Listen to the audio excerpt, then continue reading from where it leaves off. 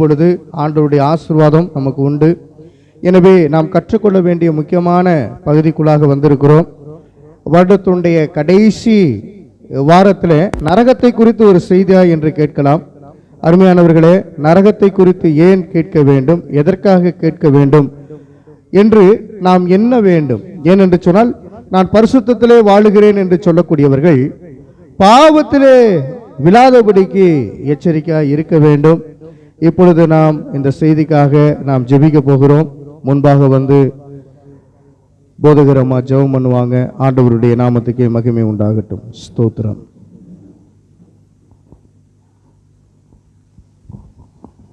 சர்வ வல்லமையுள்ள எங்கள் தேவாதி தேவனே, தூய பிதாவே, நன்றியோடு நாங்கள் துதிக்கிறோம். இந்த ஆராதனை வேலையில் இந்த செய்தி பகுதியை கர்த்தர் எங்களுக்கு ஆசீர்வதித்து கொடுங்க. செய்தியின் மூலமாக கர்த்தராகிய தேவன் நீர் எங்களோடு கூட நீர் பேசுகிறீரே தகப்பனே. இந்த வேதத்திலே கொடுக்கப்பட்டிருக்கக்கூடிய ஒவ்வொரு வசனங்களும் எங்களுடைய ஆவி ஆத்மாவை உயிர்ப்பிக்கக்கூடியதாக இருக்கிறது என்று சொல்லி நாங்கள் விசுவாசிக்கிறோம் தகப்பனே. எங்களுக்கு ஜீவனை தருகிற வசனங்களை நாங்கள் காதார கேட்டு இருதயத்தில் உணரத்தக்கதான ஒரு கிருபை வரங்களை எங்கள் ஒவ்வொருவருக்கும் நீங்கள் தாங்க.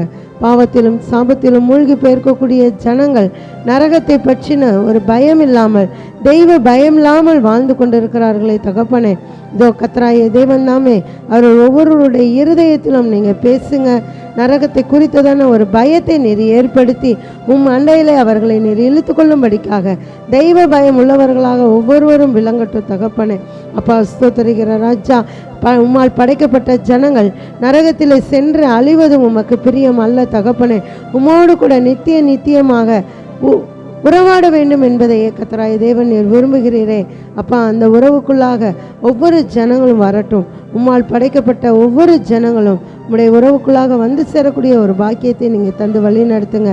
பாவம் மிகுந்து காணப்படுகிற இந்த நாட்களிலே அப்பா, எல்லா பாவங்களிலிருந்தும் ஒவ்வொரு ஜனங்களையும் நீதாமை மீட்டெடுக்கும்படிக்காக நாங்கள் ஜெபிக்கிறோங்க தாவே. பாவத்தை மன்னிக்க மனுஷகுமாரனுக்கு மாத்திரம் அதிகாரம் கொடுக்கப்பட்டிருக்கிறதை தகப்பனே. அப்பா, உண்மை தேடும்போது உம்முடைய ரட்சிப்பை கத்தனை ஒவ்வொருவருக்கும் நீ கொடுக்கிறீரே தகப்பனே. இந்த செய்தியின் மூலமாக இந்த செய்தியை அப்பா யூடியூப் வாயிலாக கேட்கிற ஒவ்வொரு ஜனங்களும் மனம் திரும்பட்டும் என்று சொல்லி நாங்கள் ஜெபிக்கிறோம். கர்த்தர் பெரிய காரியங்களை செய்யுங்க, அற்புதங்களை செய்யுங்க. இயேசுவின் நாமத்தை ஜெபிக்கிறோம் நல்ல பிதாவே, ஆமென். அல்லேலூயா. அருமையானவர்களே, நாம் கேட்டு அறிந்து கொள்ள வேண்டிய முக்கியமான பகுதிக்குள்ளாக நாம் வந்திருக்கிறோம். யார் நரகம் போவார்கள் என்ற தலைப்பின் கீழாக நாம் பார்க்க போகிறோம். நாம் தேவனை துதிக்கிறவர்கள், ஆராதிக்கிறவர்கள் சபையின் நடுவிலே பேசப்படுகிற அந்த வார்த்தையானது புறஜாதிகளுக்கும் அவைகள் தேவைப்படுகிறது, நமக்கும் தேவைப்படுகிறது. யார் நரகம் போவார்கள் என்று உங்களுக்கே தெரியும். இருந்த போதிலும் பைபிள் வசனத்துடன் நாம் பார்க்க போகிறோம். வேதாகம வசனத்துடன் நாம் பார்க்கும் பொழுது அநேக ரகசியங்களை நாம் புரிந்து கொள்ள முடியும். மத்தேயு 10ஆம் அதிகாரம் அதனுடைய 28வது வசனத்தை நாம் எடுத்துக்கொள்ள போகிறோம். மத்தேயு 10ஆம் அதிகாரம் 28வது வசனத்தில் இயேசு கிறிஸ்து என்ன சொல்லி வைத்திருக்கிறார் என்பதை பாருங்கள். இன்று அநேகரும் நரகத்தை மறுக்கிறார்கள். நரகம்லாம் ஒன்றும் கிடையாது, ஆண்டவர் நரகத்தெல்லாம் ஆயத்தப்படுத்தவில்லை அல்லது ஆயத்தப்படுத்த போவதும் இல்லை, எப்படியாவது எல்லா ஜனங்களையும் பரலோகத்துக்கு கூட்டிட்டு போயிடுவாரு அப்படின்னு என்ன பண்ணா நினைத்து கொண்டிருக்கிறார்கள். இதை குறித்து முழுவதுமான பதிவை இப்பொழுது நாம் பார்க்க போகிறோம். கடைசி வரை பாருங்கள், கர்த்தர் உங்களை ஆசீர்வதிப்பார். கேளுங்கள், கர்த்தர் உங்களை ஆசீர்வதிப்பார். வாசிக்க கேட்போம். மத்தேயு 10ஆம் அதிகாரம் 28ஆம் வசனம்.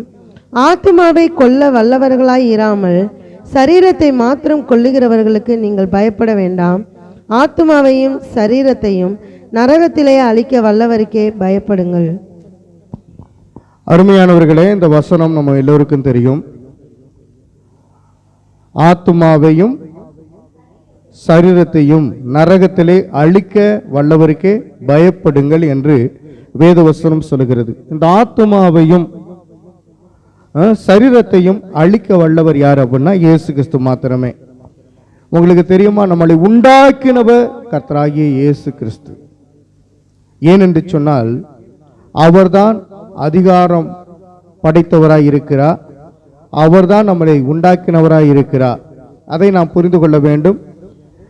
அவர் சொல்லுகிறார், சரீரத்தை நரகத்தில் அழிக்க வல்லவருக்கு நீங்க பயப்படுங்க என்று சொல்லி. இன்னைக்கு கர்த்தருக்கு பயப்படுகிற பயம் இல்லை.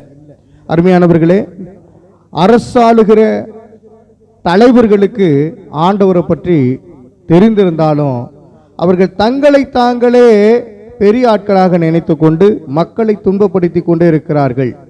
எனவே ராஜாக்கள், மந்திரிகள், பிறப்புகள் இப்படிப்பட்டவர்கள் அழிவின் விளிம்பிலே இருக்கிறார்கள். அழிவு என்பது முடிவாக நரகத்திலே கொண்டு போய் சேர்க்கப்படக்கூடியதா இருக்கிறது.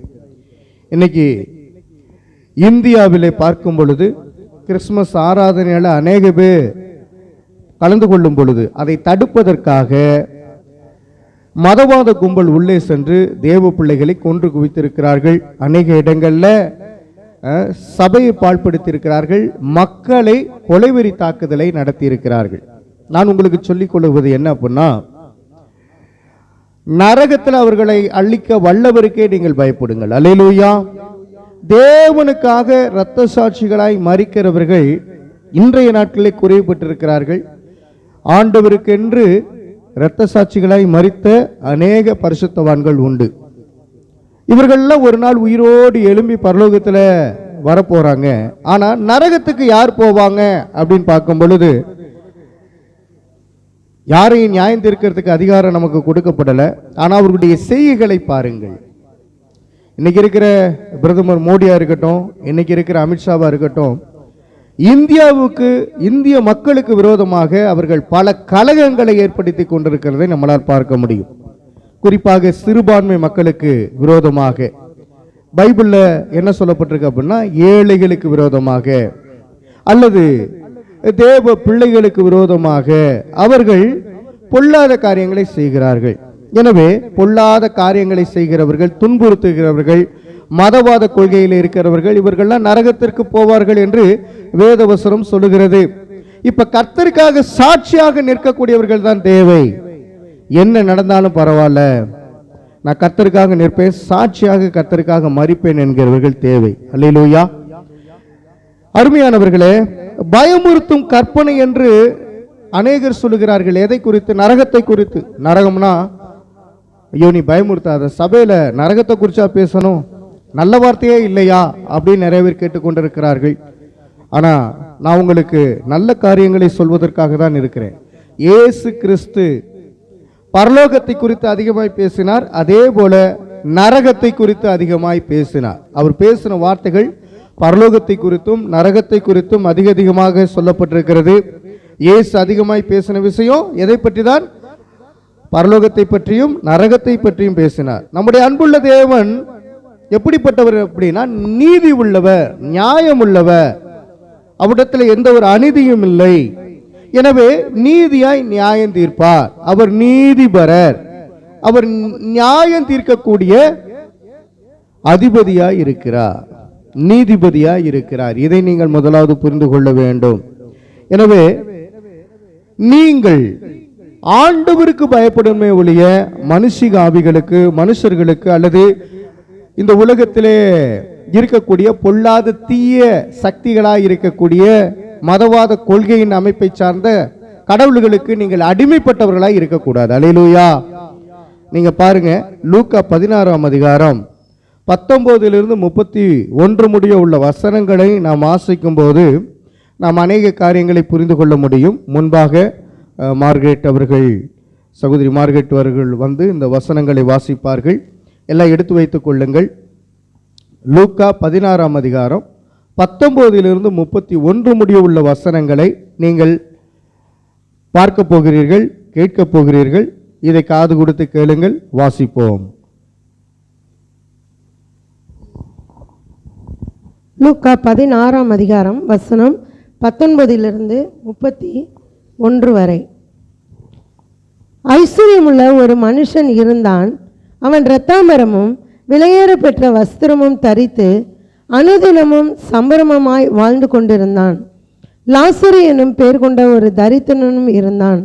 அவன் பருக்கள் நிறைந்தவனாய் அந்த ஐஸ்வர்யவானுடைய வாசல் அருகே கிடந்து அவனுடைய மேஜையிலிருந்து விழுந்த துணிக்கைகளினாலே தன் பசியை ஆற்ற ஆசையாய் இருந்தான்.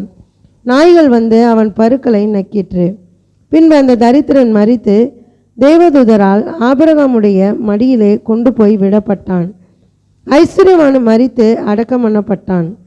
பாதாளத்திலே அவன் வேதனை படுகிற போது தன் கண்களை ஏறெடுத்து தூரத்திலே ஆபிரகாமையும் அவன் மடியிலே லாசருவையும் கண்டான்.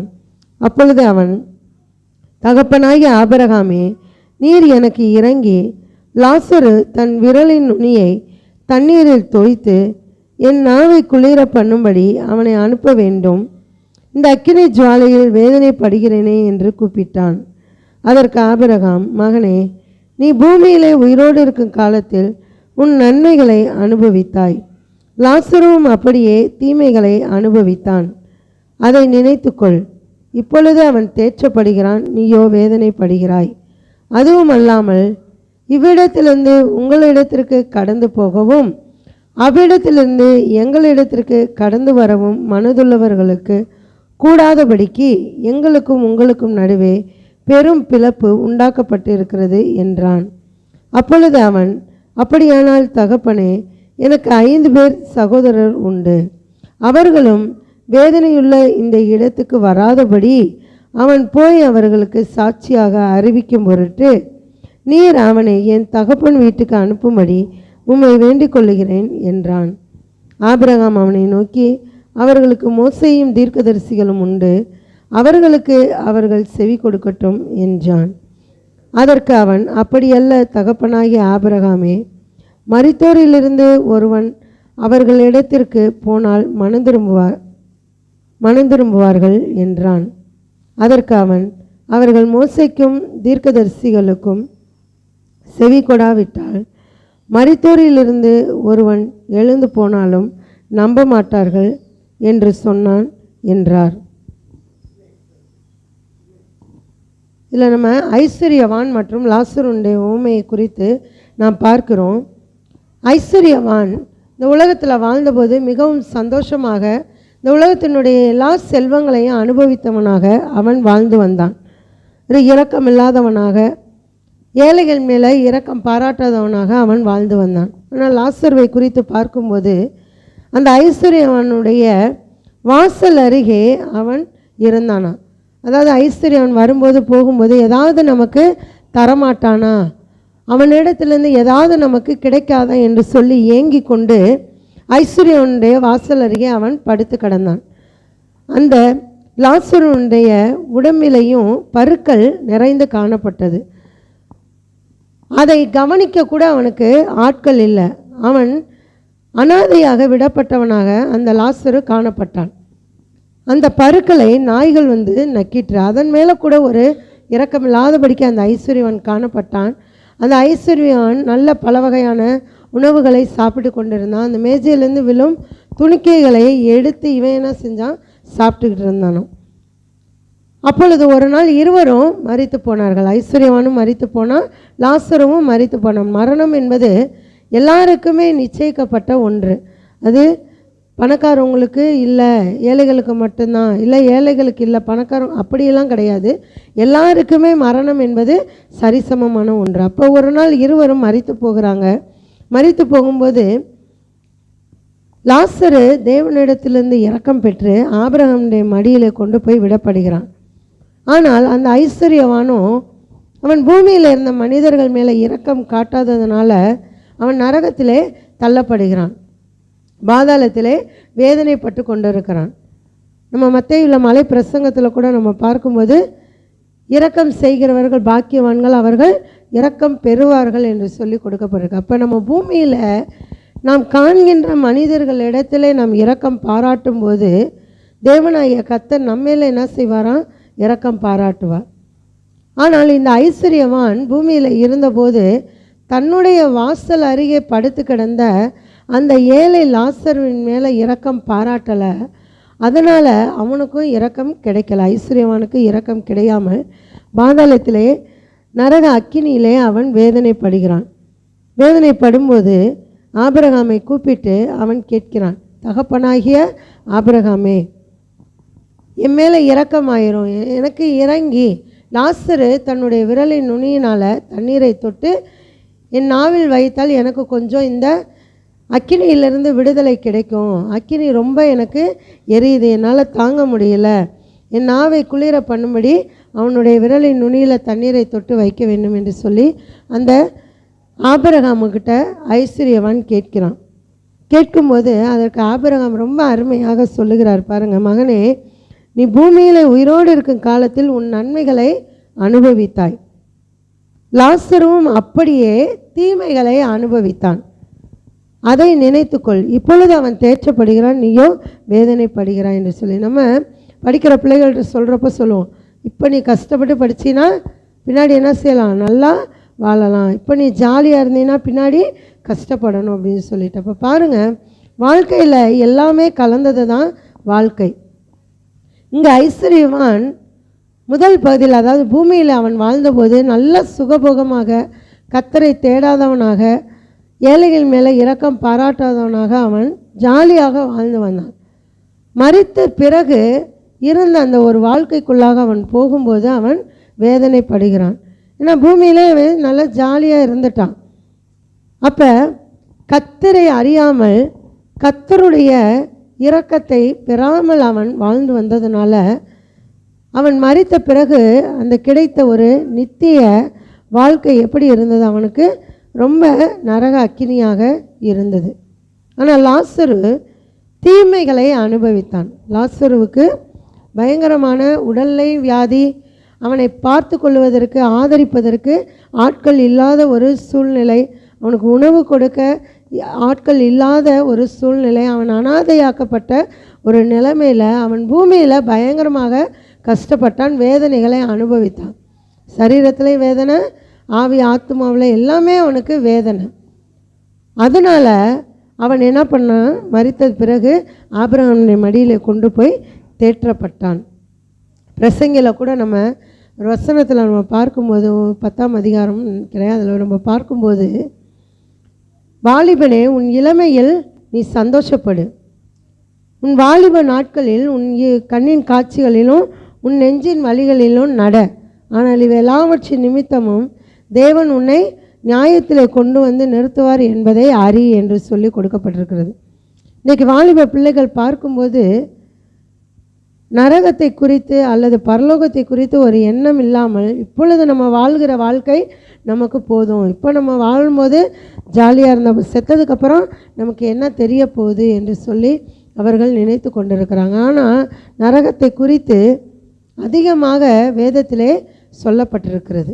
நரகம் இல்லை என்று யாரும் மறுக்க முடியாது. ஆனால் ஃபாதர்களே என்ன சொல்லியிருக்காங்க, நரகம் என்பது இல்லை என்று சொல்லி கொண்டிருக்காங்க. இன்னொரு குரூப்பு, இயேசு தான் படைத்த, அவருடைய சாயலாகவே படைத்த ஜனங்களை அவர் எப்படி நரகத்தில் கொண்டுட்டு போயிடுவாரா என்று சொல்லி துணிகரமாக தேவனுக்கு விரோதமான காரியங்களை செய்து கொண்டிருக்கிறாங்க. அப்போ இங்கே வாலிபர்களை குறித்து பிரசங்கில் சொல்லும்போது, நீ உன் இஷ்டப்படி எப்படி வேணாலும் நீ நடந்துக்கோ, உன் கண்ணின் காட்சிகளிலும் உன் நெஞ்சின் வழிகளிலும் நீ நடந்துக்கோ, உன் இருதயம் உன்னை பூரிப்பாக்கணும், நீ எப்படி வேணாலும் ஆனால் எல்லாவற்றின் நிமித்தம் தேவன் என்ன செய்வார், உன்னை நியாயத்திலே கொண்டு வந்து நிறுத்துவார். இந்த உலகத்தில் இருக்கும்போது எல்லாருமே ஜனங்கள் நினைத்து கொண்டிருக்க எப்படி வேண்டுமானாலும் வாழலாம் என்று சொல்லி, ஆனால் கிறிஸ்து நமக்கு கொடுத்திருக்கக்கூடிய கட்டளை இப்படித்தான் வாழ வேண்டும் என்பது. எதற்காக அப்படின்னா, அவரோடு கூட நாமும் ஆளுகை செய்ய வேண்டும், அவரோடு கூட நித்திய ஜீவனுக்குள்ளாக நாம் பிரவேசிக்க வேண்டும், அவர் மத்திய ஆகாயத்தில் வரும்போது அவரோடு கூட நாம் எடுத்துக்கொள்ளப்பட வேண்டும் என்பதற்காக தான் தேவன் இந்த வேதாகமத்தில் அநேக கட்டளைகளை நமக்கு கொடுத்திருக்கிறார். இப்படித்தான் வாழ வேண்டும் என்று சொல்லி, எப்படி வேண்டுமானாலும் வாழலாம் என்பது அது மிருகங்கள் நடக்கக்கூடிய வாழ்க்கை முறை. ஆனால் மனிதன் இப்படித்தான் வாழ வேண்டும் என்று இருக்கிறது. ஆனால் அதையெல்லாம் மீறி அந்த ஐஸ்வர்யவான் நடந்ததுனால அவன் நரகத்திலே தள்ளப்பட்டான். அவன் வேதனை படுகிற போது ஆபிரகாமை நோக்கி கூப்பிட்ட போது ஆபிரகாம் சொன்ன காரியம், நீ பூமியில் வாழும்போது நல்லா சந்தோஷமாக வாழ்ந்த, அதனால் இப்போ நீ வேதனையை அனுபவிக்கிற. அவன் பூமியில் இருந்தபோது ரொம்ப கஷ்டங்களை அனுபவித்தான், அதனால் இப்போ அவன் தேற்றப்படுறான் என்று சொல்லப்பட்டிருக்கிறது. அதுவும் அல்லாமல் இவ்விடத்திலிருந்து உங்களிடத்திற்கு கடந்து போகும், அவ்விடத்திலிருந்து இந்த இடத்திற்கு எங்களிடத்திற்கு கடந்து வரவும் மனதுள்ளவர்களுக்கு கூடாதபடி உங்களுக்கும் எங்களுக்கும் நடுவாக ஒரு பெரிய பிளப்பு உண்டாக்கப்பட்டிருக்கிறது என்று சொல்லி கொடுக்கப்படுது. நரகத்துக்கு போனது தான்.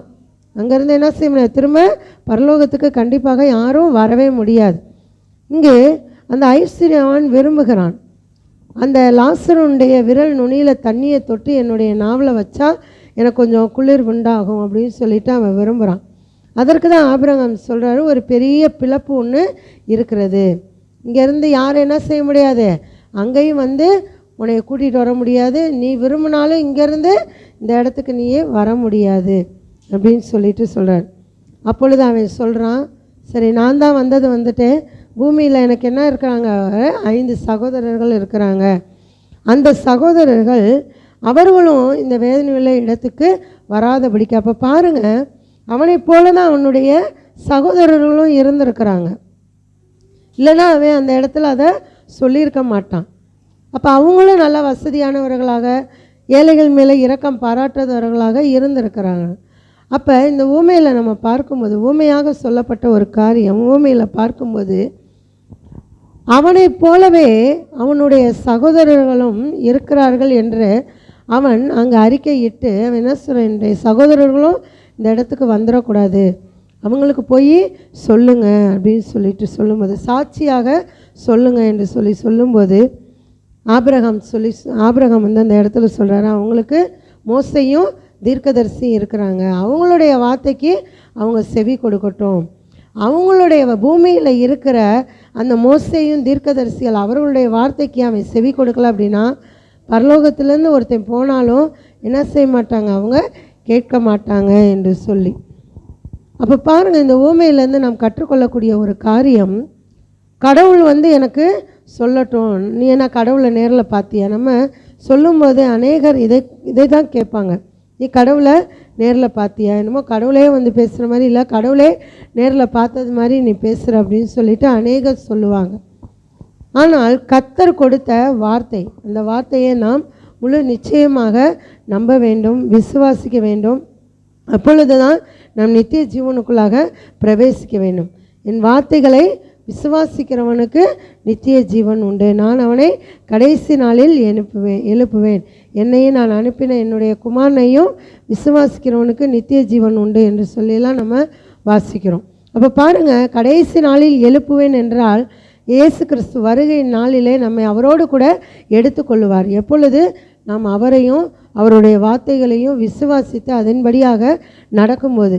இன்றைக்கி விசுவாசம் இல்லாத சந்ததியாராக அநேகர் வாழ்ந்து கொண்டிருக்கிறாங்க. இந்த ஐஸ்வர்யானை போல் நம்ம உயிரோடு இருக்கக்கூடிய நாட்களில் நல்லா சந்தோஷமாக இருக்கணும், ஜாலியாக இருக்கணும், இருக்கக்கூடிய எல்லா நன்மைகளையும் நம்ம அனுபவிக்கணும் என்று சொல்லி பாருங்கள், மரணம் எப்பொழுது என்று தெரியாத ஒரு சூழ்நிலையிலேயே இவர்கள் கடவுள் பயம் இல்லாமல், தெய்வ பயம் இல்லாமல் இவ்வளவு ஜாலியாக வாழ்ந்து கொண்டிருக்கிறார்கள் என்றால், தேவனாகிய கர்த்தர் மரணத்தை ஒவ்வொருவருக்கும் இந்த நாள் தான் உனக்கு மரணம் என்று குறித்தால் இன்னும் எவ்வளவு அதிகமாக அவர்கள் கொண்டாடுவார்கள்.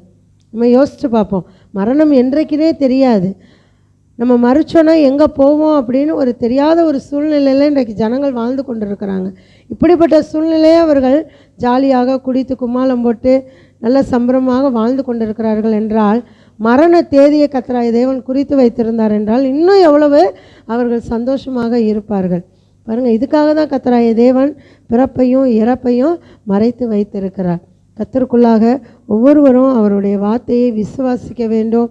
மரணத்தின் பாதையில் சென்று கொண்டிருக்கக்கூடிய ஜனங்கள் கர்த்தரண்டையிலே வர வேண்டும். அதற்காக நம்ம இன்னும் அதிகமாக ஜெபிக்க வேண்டும். அவர்களுக்கு வேத வசனத்தை நம்ம எடுத்து சொல்வோம்.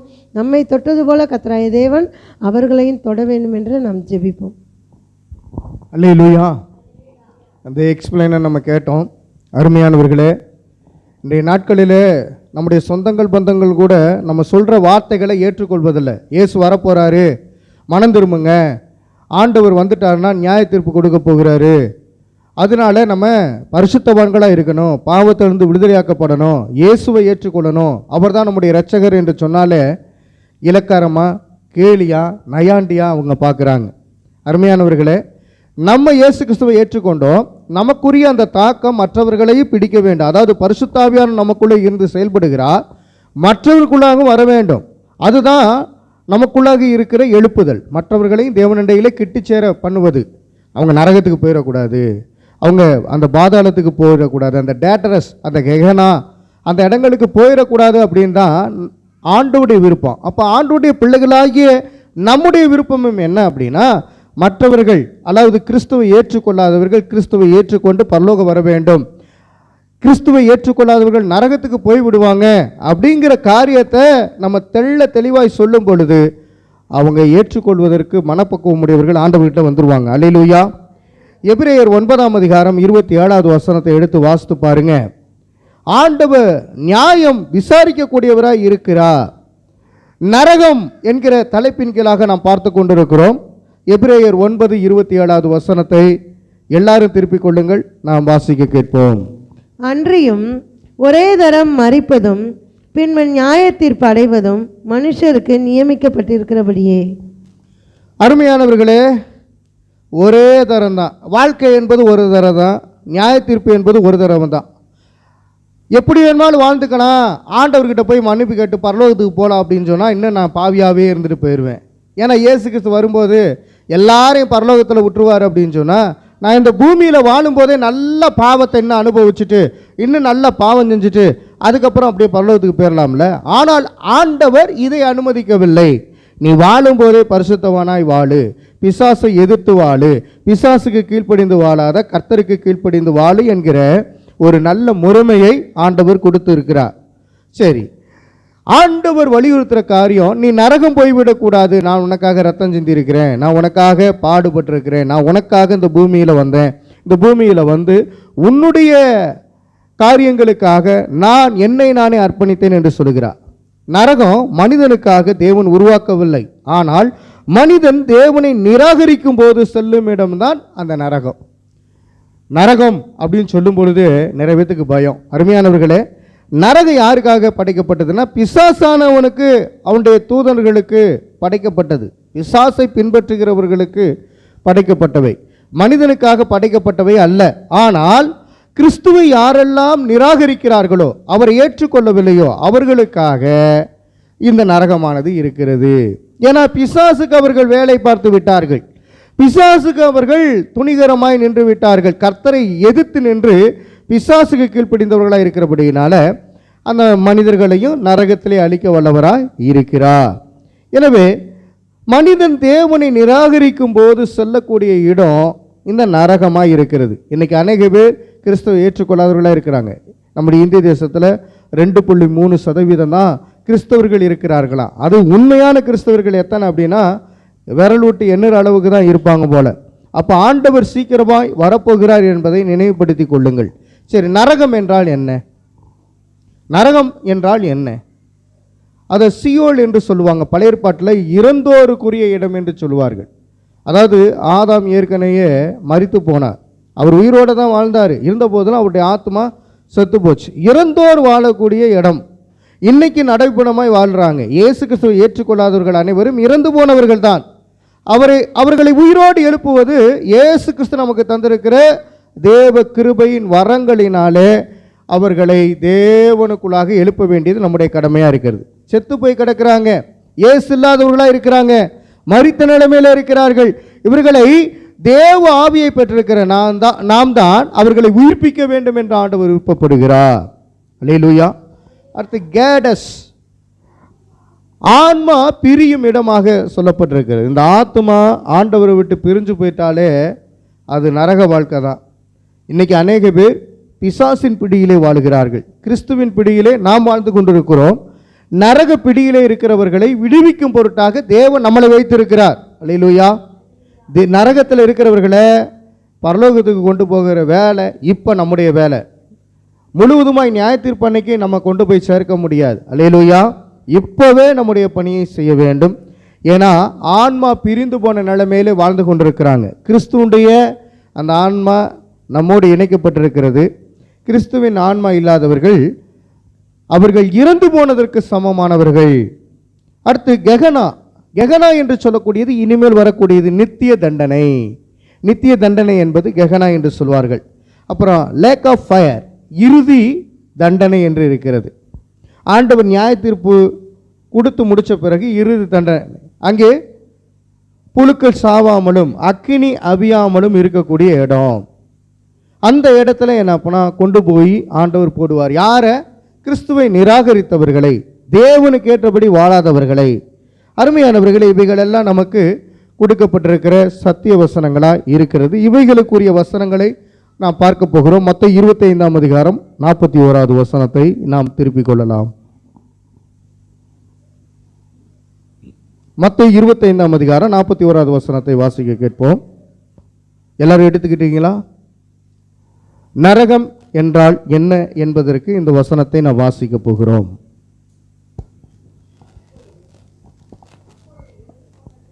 அப்பொழுது இடது பக்கத்தில் நிற்பவர்களை பார்த்து அவர், சபிக்கப்பட்டவர்களே, சபிக்கப்பட்டவர்களே என்று ஆண்டவர் சொல்கிறார்.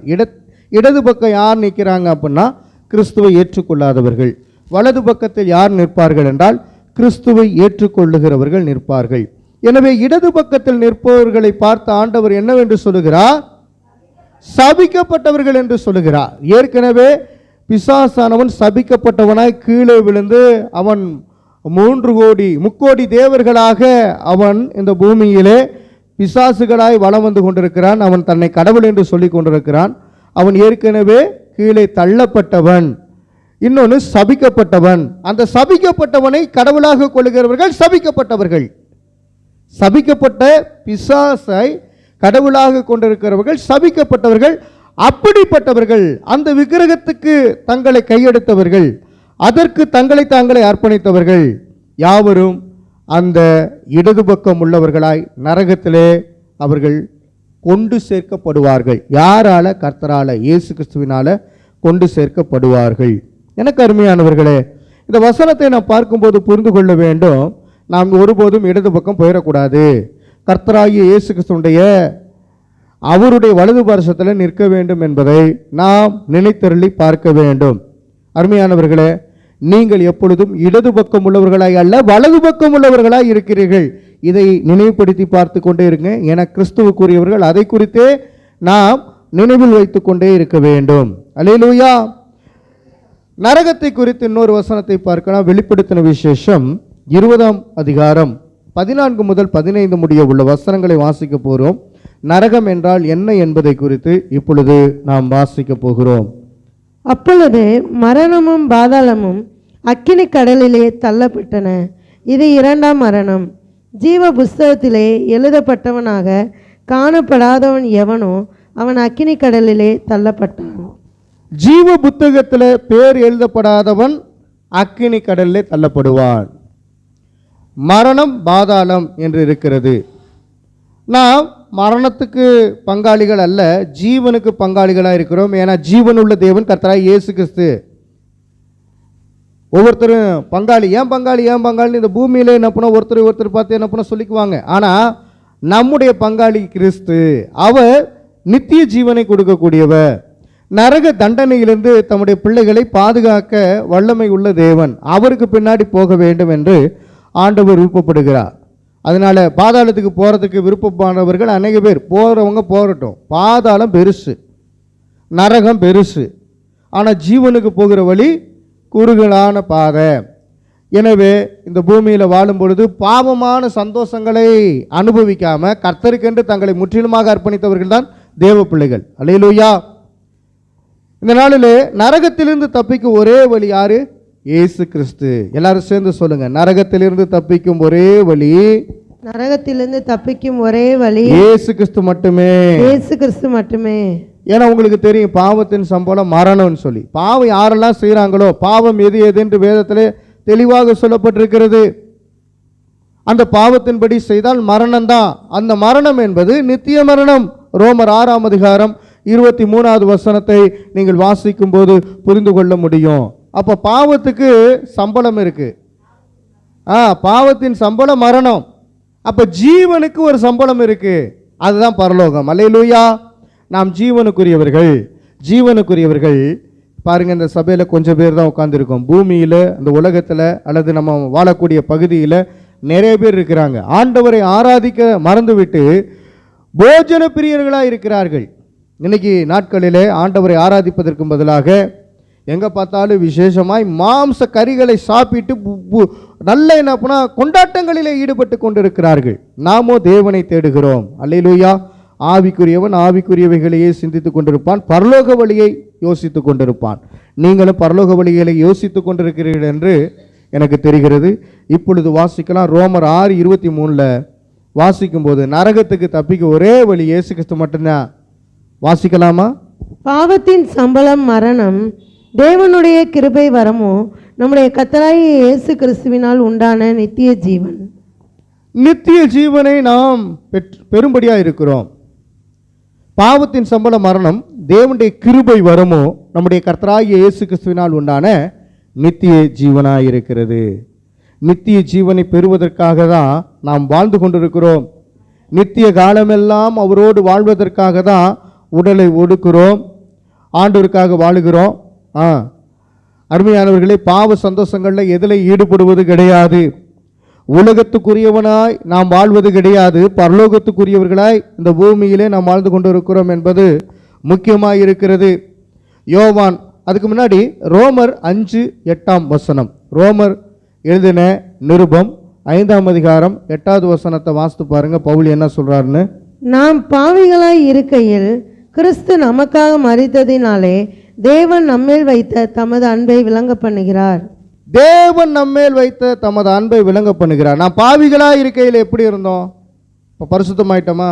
பாவிகளாக இருக்கும்போது மரித்து போயிருந்தோம். அந்த மரணம் தான் நித்திய மரணத்துக்குரிய. நித்திய மரணம் அடைந்திருந்தோம். கர்த்தராகிய இயேசு கிறிஸ்து வந்தார், நித்திய மரணத்திலிருந்து நம்மளை காத்தார். இப்பொழுது நித்திய ஜீவனை கொடுத்து வாழ வைத்துக் கொண்டிருக்கிறார். பரலோகத்தில் போய் நித்தியமாய் வாழ போகிறோம் அப்படின்னு சொல்லுகிற நாம், இப்பொழுது இருந்தே நித்திய ஜீவனை பெற்றிருக்கிற நாம் நித்தியத்துக்குரியவைகளை நாம் கடைபிடித்து வாழ வேண்டும். கிறிஸ்துவின் கட்டளைகளை முறைமைகளை கடைபிடித்து வாழும் பொழுது கர்த்தர் நிச்சயமாகவே நித்திய ஆக்கினையிலிருந்து விலக்கி நித்திய ஜீவனுக்குள்ளாக பிரவேசிக்கும் போக்கை நமக்கு உண்டு பண்ணி வைத்திருக்கிறார். எனவே கிறிஸ்துவின் ஆவியை நாம் பெற்றிருக்கிறோம். ஆவியானவர் நம்மளுக்குள்ளே இருக்கிறார். பிதாவின் வலது பார்சத்தில் இயேசு இருக்கிறார். ஆனால் இயேசு எங்கே வியாபித்திருக்கிறபடியால் நமக்குள்ளே வாசம் பண்ணுகிறார். அவர் சொல்லுகிற வார்த்தையின்படி கேட்டு அதன்படி நடக்கிறவர்களுக்கு, கைகொள்ளுகிறவர்களுக்கு நித்திய ஜீவன். நாம் பாக்கியவான்களாக இருக்கிறோம். அல்லேலூயா. முக்கிய அம்சம் என்ன அப்படின்னா, சிலுவையை நினைவு கூறுங்க. நமக்கு முக்கியமான ஒரு காரியம் சிலுவை தான். ஏன்னா சிலுவை இயேசு கிறிஸ்துவை ஏற்றுக்கொள்ளவில்லை என்றால் நமக்கு நித்திய தண்டனையோடு தான் வாழ்ந்திருப்போம். சிலுவையை அவர் ஏற்றுக்கொண்டதினால அந்த சிலுவையிலே ஆண்டவர் தண்டனையை அனுபவித்தனால ஒரு மாற்றத்தை ஏற்படுத்தினார். அந்த மாற்றத்தின் நிமித்தமாக நாம் வாழ்ந்து கொண்டிருக்கிறோம். அல்லேலூயா. நாமும் சிலுவையை சுமக்கணும். அது எப்படிப்பட்ட சிலுவை என்பதை ஆண்டவர் நமக்கு சொல்லி தந்திருக்கிறார். இந்த பூமியில் இயேசு கிறிஸ்துவை பின்பற்றினா அவர் சுமந்தது போல நாமும் சிலுவையை சுமக்க வேண்டும். உன்னை மரத்தினால் ஆன சிலுவை அல்ல. இயேசு கிறிஸ்துவுக்காக வாழும்போது இந்த தம் அடிக்கிறது, தண்ணி அடிக்கிறது, படத்துக்கு போகிறது, அல்லது இப்போ சரவேசித்தனம், அசுத்தம், காமகாரம், இச்சைகள், பாலியலுக்குரிய காரியங்கள், அல்லது இது மாத்திரமல்ல, இது ஒரு விதமான காரியம். இது இல்லாமல் எத்தனையோ பாவ பழக்க வழக்கங்கள் இருக்குது அல்லவா? இவைகள் எல்லாம் விலக்கி நம்மளை பாதுகாத்து கொள்ள வேண்டும். அல்லேலூயா. பொறாமை இருக்கக்கூடாது, எரிச்சல் இருக்கக்கூடாது, காமகாரம் இருக்கக்கூடாது, அவதூறான வார்த்தைகள் இருக்கக்கூடாது.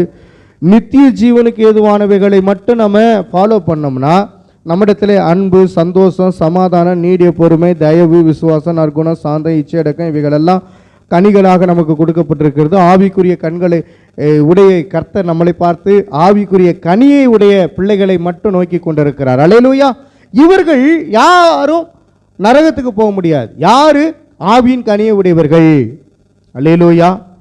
அப்போ ஆவியின் கனி அற்றவர்கள் ஒரு குரூப் இருக்கிறாங்க.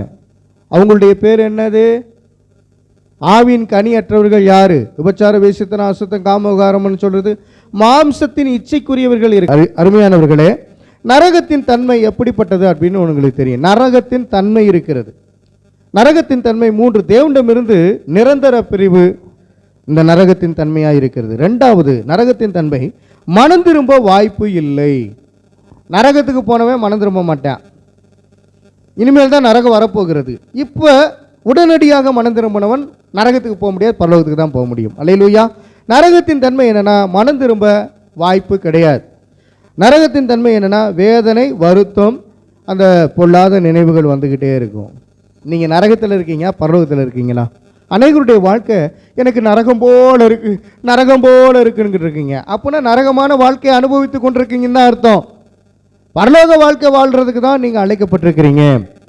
எனவே நீங்கள் யோசித்து பார்க்கணும், இந்த நரகத்தின் தன்மைகளாகிய தேவனிடத்திலிருந்து நிரந்தரமான பிரிவு உங்களுக்குள்ளே இருக்கக்கூடாது. பெரியாரை போல நரகத்துக்கு போயிடாத. அல்லேலூயா. இயேசு கிறிஸ்துவை ஏற்றுக்கொண்டால் மாத்திரமே பரலோகம். எனவே கருப்பு சட்டையை போட்டுக்கிட்டு நல்ல பேச்சாளர்களாக இருக்கிறார்கள், ஆனால் கிறிஸ்துவனுடைய பேச்சு அவர்களிடத்திலே இல்லை. நீ எந்த கொள்கையை பின்பற்றுகிறாய்? இன்னைக்கு ஆளுகிறவர்கள் ஆண்டவரண்டையிலே இல்லாதவர்களாக இருக்கிறார்கள். எனவே தேசமே கரைப்பட்டு போயிருக்கிறது, பாவத்தோடு வாழ்ந்து கொண்டிருக்கிறார்கள். அன்னைக்கு இஸ்ரவேலில் 20 மொத்தம் 40 அரசர்கள் இருந்தார்கள். சரியில்லாத அரசர்கள் இஸ்ரவேலிலே இருந்தார்கள், கர்த்தரை ஆண்டு கொண்டிருந்த போதும். இன்னைக்கு இந்திய தேசத்தில் ஆளுகிறவர்கள் கர்த்தரை அறியாதவர்களாக இருக்கிறாங்க. அவங்கெல்லாம் கிறிஸ்துவை ஏற்றுக்கொண்டால் மாத்திரமே பரலோகம். கிறிஸ்துவை ஏற்றுக்கொண்டால் தேசம் நல்லா இருக்கும். அல்லேலூயா சொல்லலாமே. எனவே நரகத்திற்கு யார் போவார்கள்? கிறிஸ்துவை நிராகரிக்கிறவர்கள் போவார்கள். அது எதிலிருந்து கற்றுக்கொள்ள முடியும்னா வேத வசனத்திலிருந்து தான் பார்க்க முடியும். யோவான் 3ஆம் அதிகாரம் 18வது வசனத்தை வாசிக்கும் போதும் யோவான்லேயே நம்ம வாசிக்க போகிறோம். யோவான் 5 புத்தகங்கள் எழுதினா, யோவான் 1 யோவான் 2 யோவான் 3 யோவான் வெளிப்படுத்தின விசேஷம் என்று எழுதி வைத்திருக்கிறார். அந்த வசனங்களில் இருந்து அவர் எழுதின அந்த புத்தகத்தில் இருந்து நான் பார்க்க போகிறோம். யோவான் 3:18 வாசிக்கலாம். யோவான் எழுதின சுவிசேஷம் 3வது அதிகாரம். அவரை விசுவாசிக்கிறவன் ஆக்கினைக்குள்ளாக தீர்க்கப்படான், விசுவாசியாதவனோ தேவனுடைய ஒரே பேரான குமாரனுடைய நாமத்தில் விசுவாசம் உள்ளவனாய் இராதபடியால் அவன் ஆக்கினை தீர்ப்புக்கு உட்பட்டாயிற்று. இயேசு கிறிஸ்துவை ஏற்றுக்கொள்ளாதவன், நிந்திக்கிறவன் ஆக்கினை தீர்ப்புக்கு உட்பட்டாயிற்றான். உட்பட போறது கிடையாது, உட்பட்டாயிற்று. மீண்டுமாக அந்த வசனத்தை வாசிக்க கேட்போம். மீண்டுமாக அந்த வசனத்தை எல்லாரும் சேர்ந்து வாசிங்க. அவரை விசுவாசிக்கிறவன் ஆக்கினைக்குள்ளாக தீர்க்கப்படான், விசுவாசியாதவனோ தேவனுடைய ஒரே பேரான குமாரனுடைய நாமத்தில் விசுவாசம் உள்ளவனாய் இராதபடியினால் அவன் ஆக்கினை தீர்ப்புக்கு உட்பட்டாயிற்று. சபையை நீங்க விசுவாசிக்கிறீங்களா? உங்களுக்கு ஆக்கினை தீர்ப்பு இல்லை. அல்லேலூயா. ஏன்னா சபையானது விசுவாசத்திலே வல்லவர்களாக இருக்கிறார்கள். கர்த்தரை விசுவாசிக்கிறீர்கள். வல்லவராம் இயேசு கிறிஸ்துவை உங்கள் உள்ளமதிலே நீங்கள் குடிகொள்ள செய்திருக்கிறீர்கள். அதனால் உங்களுக்கு ஆக்கினை தீர்ப்பு இல்லை. கிறிஸ்துவை ஏற்றுக்கொள்ளாதவர்களுக்கு ஆக்கினை தீர்ப்பு தான். அது மோடியாக இருக்கட்டும், அமித்ஷாவாக இருக்கட்டும், அல்லது ஸ்டாலினாக இருக்கட்டும், சும்மா மக்களுக்காக அது கிறிஸ்துவ ஓட்டை வாங்க வேண்டும் என்பதற்காக செய்கிற காரியங்கள்லாம் ஆண்டவருக்கு முன்னாடி பலிக்காது. அல்லேலூயா. நிறைய பேர் இந்த லவ் மேரேஜ் பண்ணிவிட்டு ஞானஸ்தானம் எடுத்தால் தான் சபையில் திருமணம் முடித்து தருவாங்கன்னு சொல்லி பேருக்கு ஞானஸ்தானம் எடுக்கிற மாதிரி இன்றைக்கி ஆளுகிற வர்க்கம் மக்களை திருப்திப்படுத்த வேண்டும் என்று வாழுகிறது. கர்த்தரை திருப்திப்படுத்த வேண்டும் என்று வாழ்கிறது தான் நம்முடைய வாழ்க்கை. அதுதான் எல்லாருடைய வாழ்க்கை. கர்த்தரை திருப்திப்படுத்தணுமா, மனுஷனை திருப்திப்படுத்தணுமா? மனுஷனை நீங்கள் திருப்திப்படுத்திட முடியுமா? முடியாது. நீங்கள் எவ்வளோ கோடியாக கொட்டி கொடுத்தாலும் மனுஷன் தன்னுடைய சுயரூபத்தை காமித்து விடுவான். ஆனால் கிறிஸ்துவின் தன்மை உடையவர்கள் தான் மேன்மக்களாக இருக்கிறார்கள். அல்லேலூயா சொல்லுங்களேன். நம்மெல்லாம் மேன்மக்கள் தெரியுமா? நம்மளை சிறுமைப்படுத்தி வைத்திருக்கிறது இந்த பிசாசு. யார் சிறுமைப்படுத்தி வச்சிருக்கிறது? இந்த பிசாசு ஆண்டு கொண்டிருக்கிறது இந்தியாவை. அதனால் அதெல்லாம் நம்மளை சிறுமைப்பட்டவர்கள் என்று சொல்லுகிறது. நாமளும் ராஜா வீட்டு பிள்ளைகள். அல்லேலூயா. அருமையானவர்களே, கிறிஸ்தவர்கள் தான் எல்லாத்தையும் கட்டி கொடுக்குறாங்க. ஸ்கூலு, காலேஜு, ஹாஸ்பிட்டலு எல்லாமே. கிறிஸ்துவத்தை அழித்து விட்டால் என்ன நடக்க அப்படின்னா இந்துக்களுக்கும் பாதிப்பு தான். இந்துக்கள் யாவரும் கிறிஸ்துவை ஏற்றுக்கொண்டவர்களாக இருக்க வேண்டும். இங்கே மதம், ஜாதி இதெல்லாம் ஆண்டவர் பார்க்கல. அல்லேலூயா சொல்லாமே. இன்னைக்கு ஜாதியை மதத்தை அடிப்படையாக கொண்டு இந்திய தேசத்தை பாழ்படுத்துகிறான் பிசாசு. எனவே இவர்கள்லாம் நரகத்துக்கு போகக்கூடியவங்க. சண்டையை மூட்டிக்கிட்டே இருப்பாங்க, கலகத்தை மூட்டிக்கொண்டே இருப்பாங்க. எங்கு பார்த்தாலும் கலகம். அருமையானவர்களே, ஜார்க்கண்டாக இருக்கட்டும், ஒடிஷாவாக இருக்கட்டும், மத்திய பிரதேசமாக இருக்கட்டும், இந்த கிறிஸ்மஸ் நாட்களில் அங்கங்கே சபைகளை போய் துன்பப்படுத்தியிருக்கிறாங்க. கிறிஸ்மஸ் கேரல் போகிறவனை என்ன பண்ண அடித்து துன்பப்படுத்தியிருக்கிறாங்க. ஆனால் மோடி மட்டும் அந்த கேத்தரல் சர்ச்சில் போய் ஒழுங்காக என்ன பண்ண தூண்டி விடுறவர் அவர் தான். ஆனால் அவர் போய் கடவுளை பக்தியாக வணங்குற மாதிரியும் அவருக்கு பின்னணியில் இருக்கக்கூடியவர்கள் எல்லாம் கிறிஸ்தவர்களை கொல்லுங்களா அப்படிங்கிற ஒரு யுக்தியை கையாளுகிறார். ஒரு நீரோவை போல, நீரோவை அப்படிங்கிறத காட்டிலும் பிசாசை பின்பற்றுகிற மனிதர்கள் இப்படி தான் செய்வாங்க, நல்லவனை போல நடிப்பாங்க. எனவே இப்படிப்பட்டவர்களுக்கு நரகம் ரெடியாக காத்திருக்கிறது. யார் நரகத்துக்கு போவாங்க அப்படின்னு சொல்லி தெளிவாக வேத வசனத்தில் பார்த்து கொண்டிருக்கிறோம். யோவான் 14ஆம் அதிகாரம் 6வது வசனத்தை இப்பொழுது நாம் பார்க்க போகிறோம். யோவான் 14:6. யார் நரகத்துக்கு போவார்? வாசிக்கும் போது புரிந்து கொள்ள முடியும். வாசிக்கலாம். அதற்கு இயேசு, நானே வழியும் சத்தியமும் ஜீவனுமாய் இருக்கிறேன், என்னாலே அல்லாமல் ஒருவனும் பிதாவின் இடத்தில் வரான். அல்லேலூயா. ஏகோவா விட்னஸ்காரே மனம் திரும்பணும், முஸ்லீம்காரே மனம் திரும்பணும், அதே போல் வேத மாணாக்கர் என்று சொல்லுகிறவன் மனம் திரும்பணும். நாங்கள் பிதாவை மட்டும் தான் ஆராதிப்போம், இயேசு கிறிஸ்துவெல்லாம் ஆராதிக்க மாட்டோன்னு. உன்னை பரலோகத்துக்குள்ளே உள்ள விடுறவரே இயேசு கிறிஸ்து தான். அல்லேலூயா. ஏன்னா ஆவியோடு உண்மையோடும் தொழுது கொள்ளக்கூடியவர்கள் கிறிஸ்துவின் மூலமாக உண்டானவர்கள். ஆவியோடு உண்மையோடும் தொழுது கொள்ள முடியாதவர்கள் பழைய பாரம்பரியத்திலேயே நியாயப்பிரமாணத்தில் இருக்கக்கூடியவர்கள். அருமையானவர்களே, இந்த வசனத்தை நாம் புரிந்து கொள்ளுவோம். நம்ம கிறிஸ்துவின் வழியாக தான் பரலோகம் போக முடியும். கிறிஸ்துவின் வழியாக போகிறவன் தான் கரெக்டாக போக முடியும், குறுக்கு பாதையில் போக முடியாது. திரும்பி அந்த வசனத்தை வாசிங்க, புரிந்து கொள்ள முடியும். சேர்ந்து வாசிங்க. அதற்கு இயேசு, நானே வழியும் சத்தியமும் ஜீவனுமாய் இருக்கிறேன், என்னாலே அல்லாமல் ஒருவனும் பிதாவின் இடத்தில் வரான். என்னாலே அல்லாமல் ஒருவனும் பிதாவிடத்திலே வரான் என்றால் பரலோக ராஜ்யத்துக்கு போக முடியாது என்று ஆண்டவர் இன்னொரு வசனத்தையும் சொல்லி வச்சிருக்கிறாரு. என்னாலே அன்றே பிதாவிடத்தில் ஒருவனும் போக முடியாது. அப்போ பிதாவும் நானும் ஒன்றா இருக்கிறோம். குமாரனை உடையவன் ஜீவனை உடையவனாக இருக்கிறான். பிதாவும் நானும் ஒன்றா இருக்கிறது மாத்திரமல்ல, பிதாவை காணணும்னு சொல்லி சீசர்கள் கேட்கும்போது, நான் உங்களோடு கூட இருக்கிறேனே, பிதாவை காணணும் விருப்பப்படுறீங்களே, அந்த பிதாவே நான் தான் அப்படிங்கிறாரு. அல்லேலூயா. சத்தியத்தை சத்தியமாக புரிஞ்சுக்கிட்டா கொஞ்சம் பலன் உள்ளவர்களாய் மாறுவோம். என்னாலே அல்லாமல் ஒருவனும் பிதாவிடத்தில் போக முடியாது என்று இயேசு கிறிஸ்து சொன்னார் அல்லவா?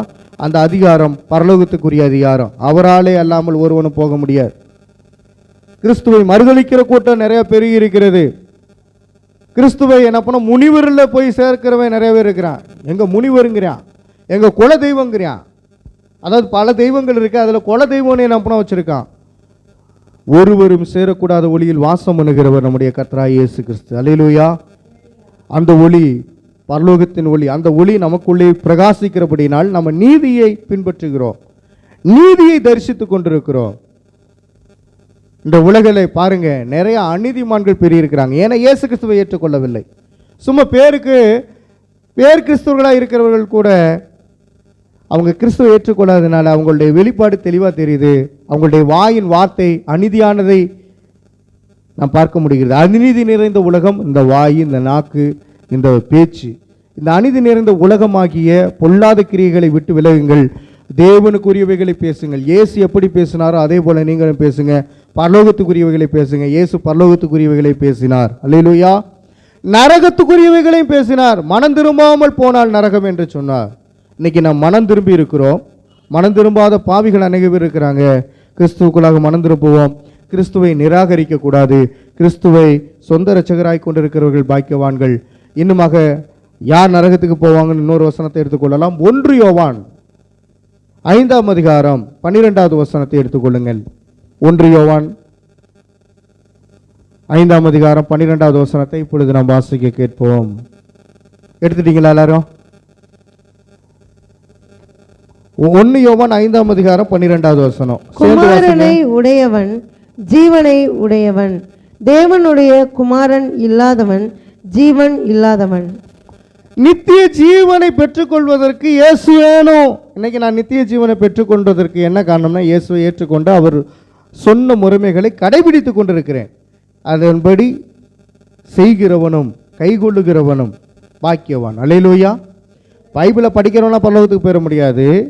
படிக்கிறவனும் இதை கேட்கிறவனும் இதை வாசிக்கிறவனும் கைகொள்ளுகிறவன் தான் பாக்கியவான் என்று வெளிப்படுத்தின விசேஷத்தில் பார்க்கிறோம். எனவே கிறிஸ்து தான் வார்த்தை. அந்த வார்த்தை தான் நமக்குள்ளே உள்ளே உணர்வாய், உள்ளே ஒரு தாக்கமாய், ஒரு புத்தகமாய் இருதயத்தில் இருக்கிறது. அந்த அன்பு வெளிப்பட வேண்டும். கிறிஸ்துவின் அன்பு நிலை உள்ளது. நிலையில்லாத அன்பு எந்த அன்பு? பிசாசின் அன்பு. அந்த அன்புல என்ன பண்ண திருப்தியாக இருக்காது. இன்னைக்கு பிசாசு கொடுக்கிற வெகுமானங்களுக்கு ஜனங்கள் காத்திருக்கிறார்கள். கிறிஸ்து தரக்கூடிய வெகுமானத்துக்கு காத்திருக்க வேண்டும். அதுதான் பரலோக வாழ்க்கை. அல்லேலூயா. நல்லவன் கெட்டவன் என்று அல்ல. இந்த பூமியில பார்க்கும்போது அவன் நல்லவங்க. ஏன் சுந்தரராஜன் நல்லவர் தான். ஏன்னா ஒவ்வொரு ஸ்கூலுக்கா ஒவ்வொரு பிள்ளைகளுக்கா நிறையா தான் செஞ்சுருக்காரு. ஆனால் இயேசுவை ஏற்றுக்கொள்ளவில்லையே. நாடாருங்கிறான். தன்னை என்ன பண்ணா பெரிய ஆள்னு சொல்லி ஜாதியை என்ன பண்ணா முன்னிலை வைக்கிறான். உடையாருங்கிறான். தன்னை என்ன பண்ணா மேன்மையாக காமிக்கிறதுக்கு என்ன சொல்கிறான் தெரியுமா? வண்டியங்கிறான். இந்து வண்டியங்கிறான், கிறிஸ்துவ வண்டியங்கிறான். அருமையானவர்களே, நீங்கள் புரிந்து கொள்ள வேண்டும். ஜாதி அடிப்படையில் யாரும் பரலோகத்துக்கு போக முடியாது.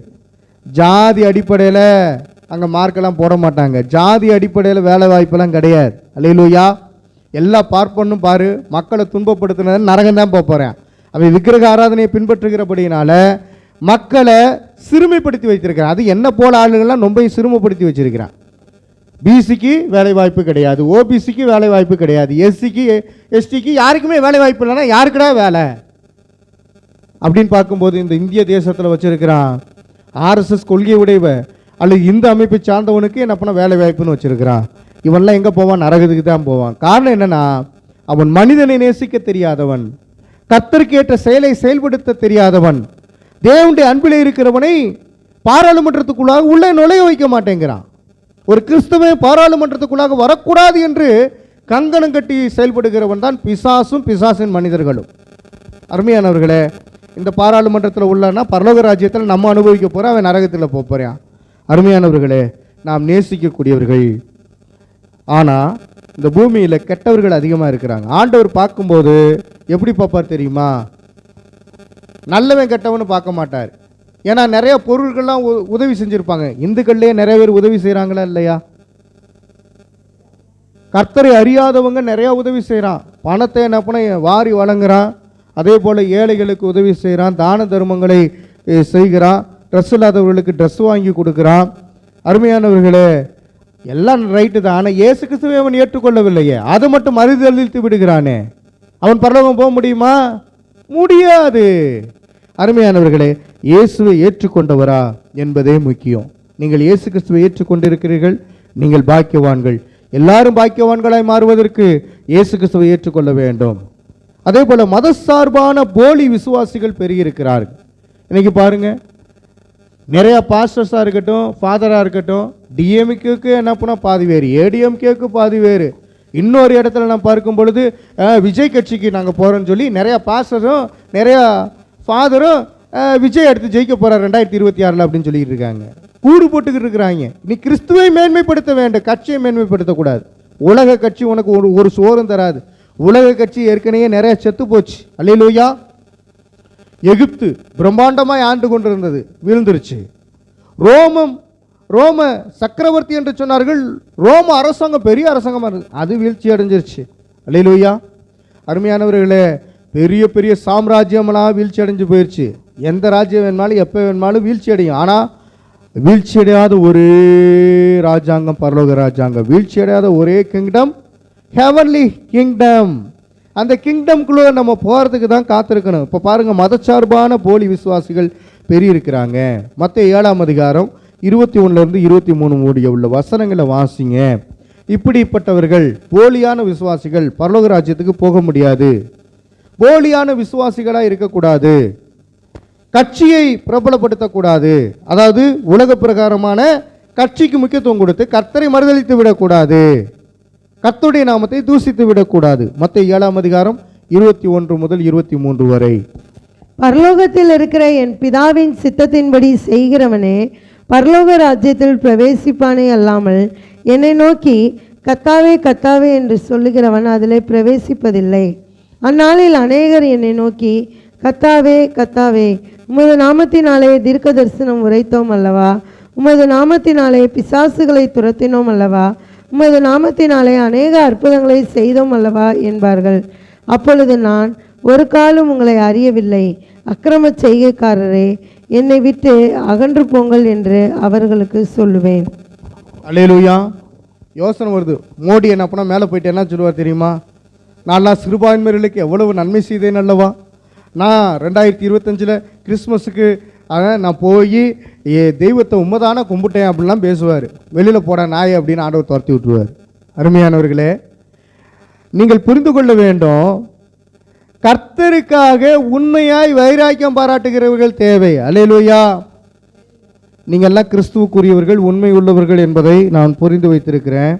ஒரு சிலர் என்ன பண்ணுறாங்க, வெளிப்படையில் விசுவாசி உள்ளத்தில் மாற்றம் இல்லை. விசுவாசி உள்ளத்தில் மாற்றம் இல்லாமல் நான் விஜயகாந்தை பின்பற்றேன், விஜயை பின்பற்றேன், இவங்கெல்லாம் அரசியல் கட்சியில் வந்தாங்க, அதனால் அவங்களுக்காக நான் சேவையாற்ற போகிறேன், இவங்க வந்துட்டாங்கன்னா எங்களுக்கு நல்லது செய்வாங்க அப்படின்னு போய் ஏமாந்து போனவே நிறைய பேர். இயேசுவின் தனிப்பட்ட உறவு இல்லாதவர்கள் தான் இந்த போலியான விசுவாசிகளாக இருக்கிறார்கள். போலியான விசுவாசிகள் ஈஸியாக அடையாளம் காண முடியும். அது என்ன பண்ணுவான் தெரியுமா? கோயிலுக்கு வெடி வாங்கி தருவேன், வெடியை போடு சப்பரத்துக்கு முன்னாடி அப்படின்னுவான். ஆனால் கிறிஸ்துவை பின்பற்றாமல் இருப்பான். அருமையானவர்களே, பாத யாத்திரை செல்லுகிற பக்தர்கள் கோடிகளுக்கு, அது இங்கிட்டு போனாலும் சரி, அந்த சைடு வேளாங்கண்ணிக்கு போனாலும் சரி, பழனிக்கு போனாலும் சரி, சோறுலாம் ஆக்கி போடுவான். ஆனால் அவங்களுக்குள்ள கர்த்தருடைய விசுவாசம் இருக்காது. அருமையானவர்களே, நீங்கள் புரிந்து கொள்ள வேண்டும், மதசார்பான போலி விசுவாசிகளை நீங்கள் அடையாளம் கண்டு அவங்ககிட்ட விலகி இருங்க. அவங்க நல்லது செய்து போல என்ன பண்ண வருவாங்க, ஆனால் அவங்களுக்கு உள்ள இயேசு இல்லை. நிறைய பேர் என்ன பண்ண தேர்தலுக்கு முன்னாடி வந்து என்கிட்ட வந்து ஜெபமெல்லாம் பண்ணிட்டு போனாங்க, நான் ஜெயிக்கணும், எல்லா கட்சிக்காரங்களும். அப்போ யார் ஜெயிக்கணும்னு சொல்லி என்ன பண்ண ஆண்டவருடைய சித்தம் இருக்க, அவங்க தான் ஜெயிப்பாங்க. அல்லேலூயா. அப்போ ஆண்டவருடைய விருப்பத்தை நிறைவேற்றுகிறவர்கள் தான் ஜெயிக்க வேண்டும். பாவமான ஒரு மனுஷன், கர்த்தருக்கு விரோதம் செய்கிற ஒரு மனுஷன், அவனுக்காக நான் ஜெபம் பண்ணும்போது அவன் என்ன பண்ணிடுறான், என்கிட்டையும் ஜெபம் பண்ணிவிட்டு அங்கிட்ட ஒரு சாமியாக இருந்தார்னா அங்கேயும் போய் எனக்காக என்ன பண்ணா வேண்டிக்க அப்படின்னு சொல்லி அங்கே ஒரு குருதட்சணையை போட்டு போயிடுறான். அருமையானவர்களே, உண்மையான மாற்றம் வேண்டும். நீங்கள் பரலோகத்துக்கு போக வேண்டும் என்றால் எவன் பின்னாடி போக வேணாம், கிறிஸ்துவுக்கு பின்னாடி போங்க. அல்லேலூயா. எவன் பின்னாடியும் போக வேணாம், கிறிஸ்துவுக்கு பின்னாடி போங்க. அவர் சொல்லுகிறார், நானே வழியும் சத்தியமும் ஜீவனுமா இருக்கிறேன். ஏன்னா அவர் நித்திய ஜீவனுக்குரியவர், ஜீவனை தரக்கூடியவராக இருக்கிறார். அருமையானவர்களே, இந்த வசனத்தை நாம் வாசிக்கும் போது இன்னுமாக புரிந்து கொள்ள முடியும். இந்த வசனத்தை வாசித்தீங்களா? மத்தேயு 7ஆம் அதிகாரம் 21 23 வரை வாசித்தீங்களா? அடுத்து இன்னொன்று மத்தேயு 23ஆம் அதிகாரம் 27வது வசனத்தை வாசிங்க, அதை புரிந்து கொள்ளுங்க. மத்தேயு 23ஆம் அதிகாரம் 27வது வசனத்தை ஒருமித்து ஏகோபித்து வாசிப்போம். மாயக்காரராகிய வேதபாரகரே, பரிசேயரே, உங்களுக்கு ஐயோ! வெள்ளையடிக்கப்பட்ட கல்லறைகளுக்கு ஒப்பாய் இருக்கிறீர்கள்.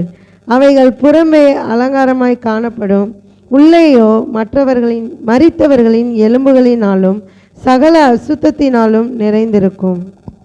சகல அசுத்தத்தினாலே நிறைந்திருக்கும். இதை தெளிவாகவே நம்ம சொல்லிடுவோம். அல்லேலூயா. ஒரு பங்கு தந்த 4 வருஷம் 5 வருஷம் இருந்துட்டு என்ன பண்ண வெளியில் போவாங்க.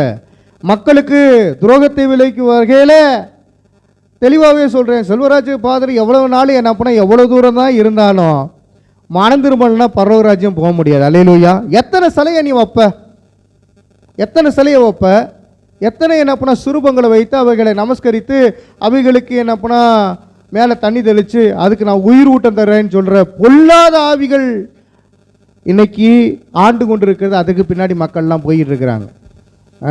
ஃபாதர்ஸு ஜனங்களை வழி நடத்த தெரியணும் கிறிஸ்துவுக்குள்ளாக. அல்லேலூயா.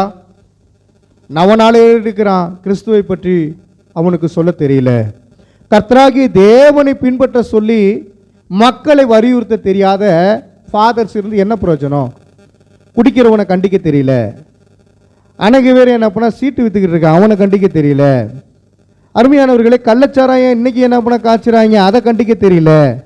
அல்லது என்னன்னா அந்த ஏதோ விற்கிறாங்களே, கஞ்சா விற்கிறாங்க, அதை யார் கண்டிக்கணும்? போலீஸ்காரன் வந்து என்ன பண்ண கைது பண்ணி கூட்டிகிட்டு போய் ஜெயிலில் வச்சு நான் அடித்து அவங்ககிட்ட காசை பிடிக்கிட்டு அப்படி போகிறதா? அப்படி கிடையாது. குருவானவ முன்னாடியே கண்டிக்கணும். யாரை? நீ கிறிஸ்தவனாக இருக்க, ஜஸ்டின்னு இருந்துக்கிட்டு அல்லது என்ன பண்ண ஸ்டீபன் இருந்துக்கிட்டு நீ கஞ்சா விற்கிறது ஆண்டவருக்கு துரோகம், அதனால இதை செய்யாதுன்னு யார் சொல்லணும்? சம்மந்தப்பட்ட ஃபாதர் சொல்லணும். சொல்லிடுவாரா? வெட்டி போடுவாங்க, குத்தி போடுவாங்க, ஊரை விட்டு என்னைய வெளியில் தள்ளிடுவாங்க அப்படிங்கிறதுக்காண்டியே சொல்கிறது கிடையாது. மக்களை மேம்பூசா பூசுறது, மேம்பூசா பூசி என்ன பண்ணால் வச்சுக்கிறது. இந்த ட்ரெஸ்ட்டில் ஒரு 6 பேர் இருக்கிறாங்க, அவங்களையும் கூட்டி சேர்த்துக்கிட்டு எவ்வளோ தூரம் பணம் வருதோ எல்லாத்தையும் அடித்து கள்ளத்தனமாக பணத்தை வெளியில் அமுச்சு விட்டுக்கிட்டு இது போல் வாழ்க்கை வாழ்கிறவன் பரலோகத்துக்கு போக முடியாது. அதை குறித்து தான் வேத வசனம் சொல்லுகிறது. அந்த வசனத்தை தெளிவாக இப்பொழுது நாம் வாசிக்கும் போது மீண்டுமாக புரிந்து கொள்ள முடியும். மீண்டுமாக அதே வசனத்தை வாசிங்க, மத்தேயு 23:27. மாயக்காரராகிய வேதபாரகரே பரிசேயரே உங்களுக்கு ஐயோ, வெள்ளையடிக்கப்பட்ட கல்லறைகளுக்கு ஒப்பாய் இருக்கிறீர்கள். அவைகள் புறம்பே அலங்காரமாய் காணப்படும், உள்ளேயோ மரித்தவர்களின் எலும்புகளினாலும் சகல அசுத்தத்தினாலும் நிறைந்திருக்கும். உள்ள தூய்மையாக இல்லை. மக்களுக்காக என்ன பண்ண வாழ்ந்து கொண்டிருக்கிறார்கள் அநேக பேர். அன்னைக்கு ஆரோன் மக்களுக்காக பொன் சிலைகளை செய்தது போல இன்னைக்கு இருக்கிற ஃபாதர்களும் மக்களுக்கு ஏற்றபடி வாழ்கிறாங்க. கிறிஸ்துவுக்கு ஏற்றபடி வாழணுமா, மக்களுக்கு ஏற்றபடி வாழணுமா? கிறிஸ்துவுக்கு ஏற்றபடி தான் மக்களை வழி நடத்தணும்.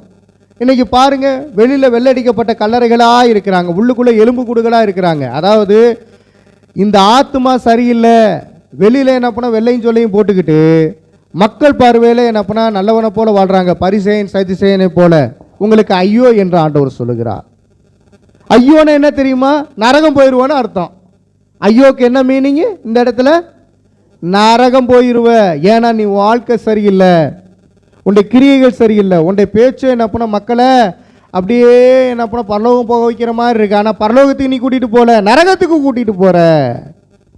உன் வாழ்க்கை சரியில்லை, நீ வாழ்ந்து காமிக்கணும்.